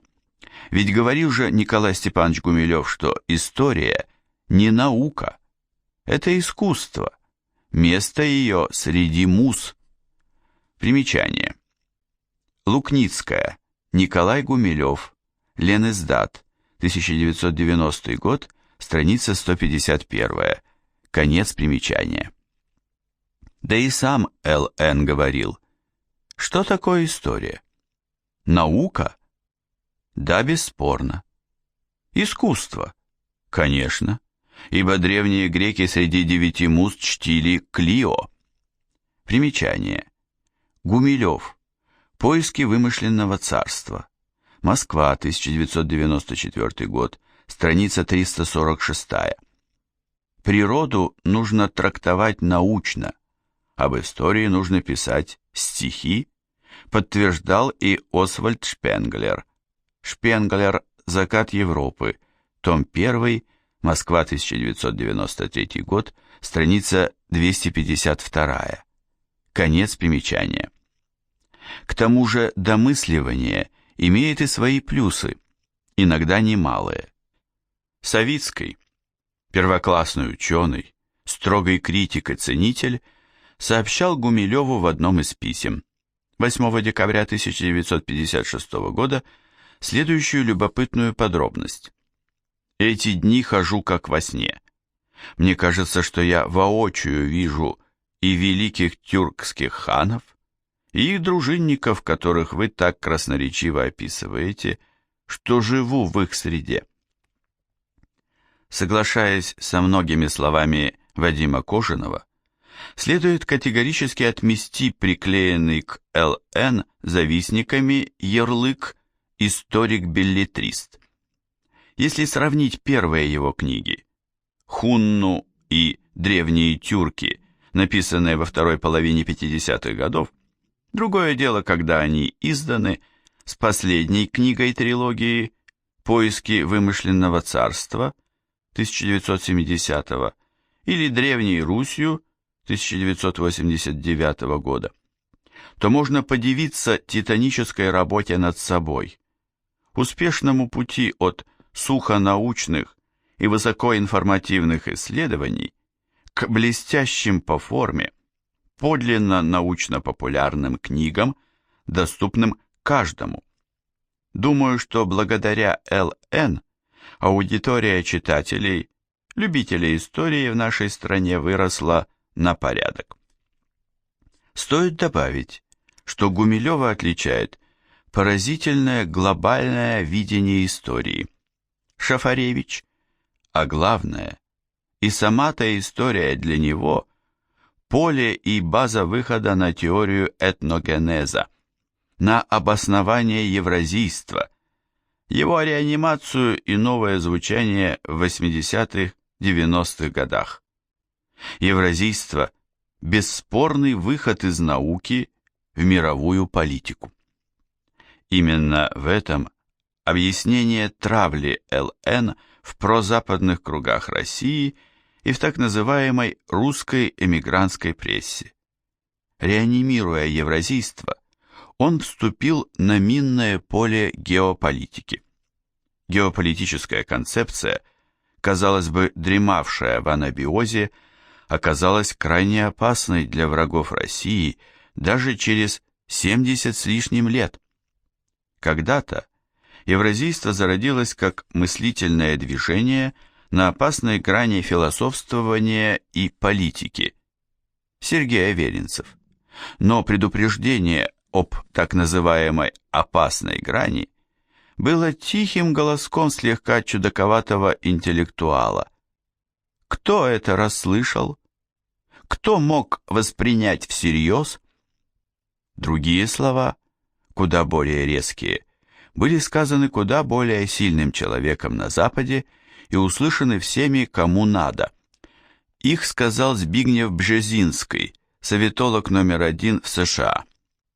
Если Россия будет продолжать оставаться евразийским государством, будет преследовать евразийские цели, то останется империей, а имперские традиции надо будет изолировать.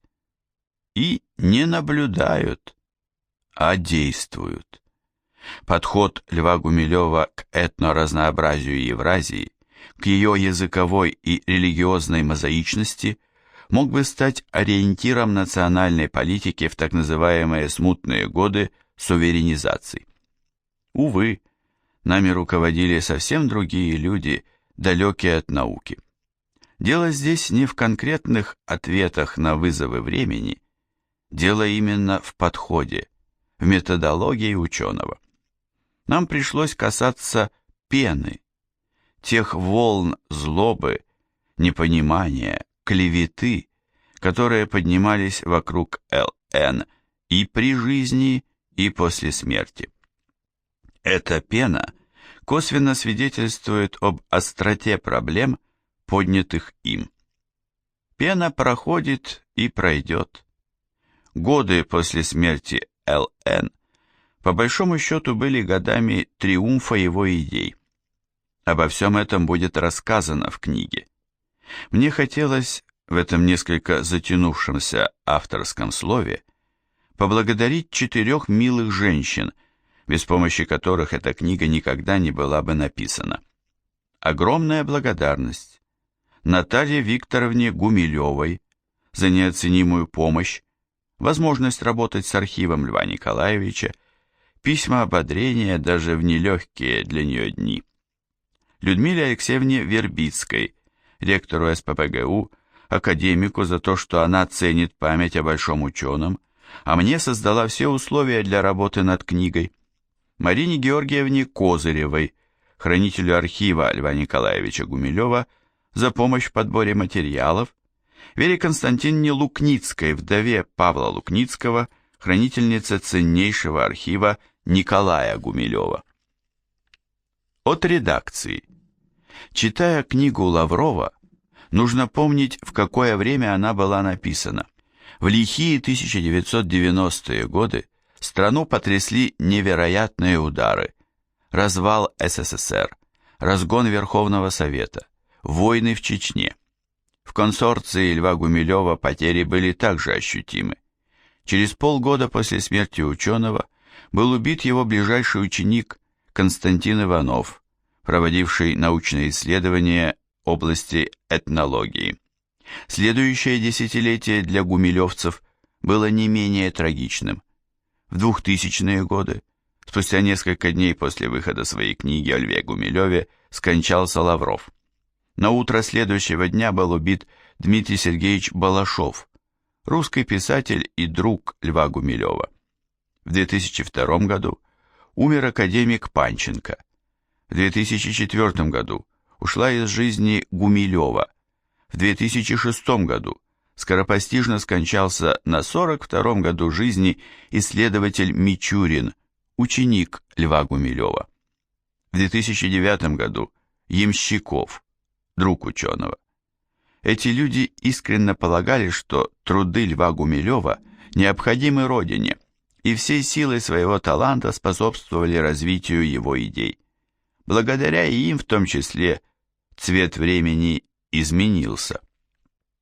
В десятилетие, прошедшее после первого издания книги Лаврова, на пространстве Евразии шло дальнейшее признание заслуг Льва Гумилева. В 1997 году в Санкт-Петербурге установлена мемориальная доска ученому, а в 2005 году по инициативе тысяч горожан в центре Казани установлен памятник Льву Николаевичу Гумилеву, на постаменте которого значится: «Я, русский человек, всю жизнь защищал татар от клеветы». В 2003 году открыт памятник семье Гумилевых в Бежецке. В Элисте имя Льва Гумилева носит новая улица. В 2002 году альпинисты экспедиции «Россия-Евразия-2002», организованной Фондом исследований истории Евразии имени князя Александра Невского, присвоили название «Пик 90-летия Гумилева» безымянной вершине горного узла Би-Шиирду высотой 3520 метров. В Кош-Агачском районе Республики Алтай, вблизи границ России, Китая, Монголии и Казахстана.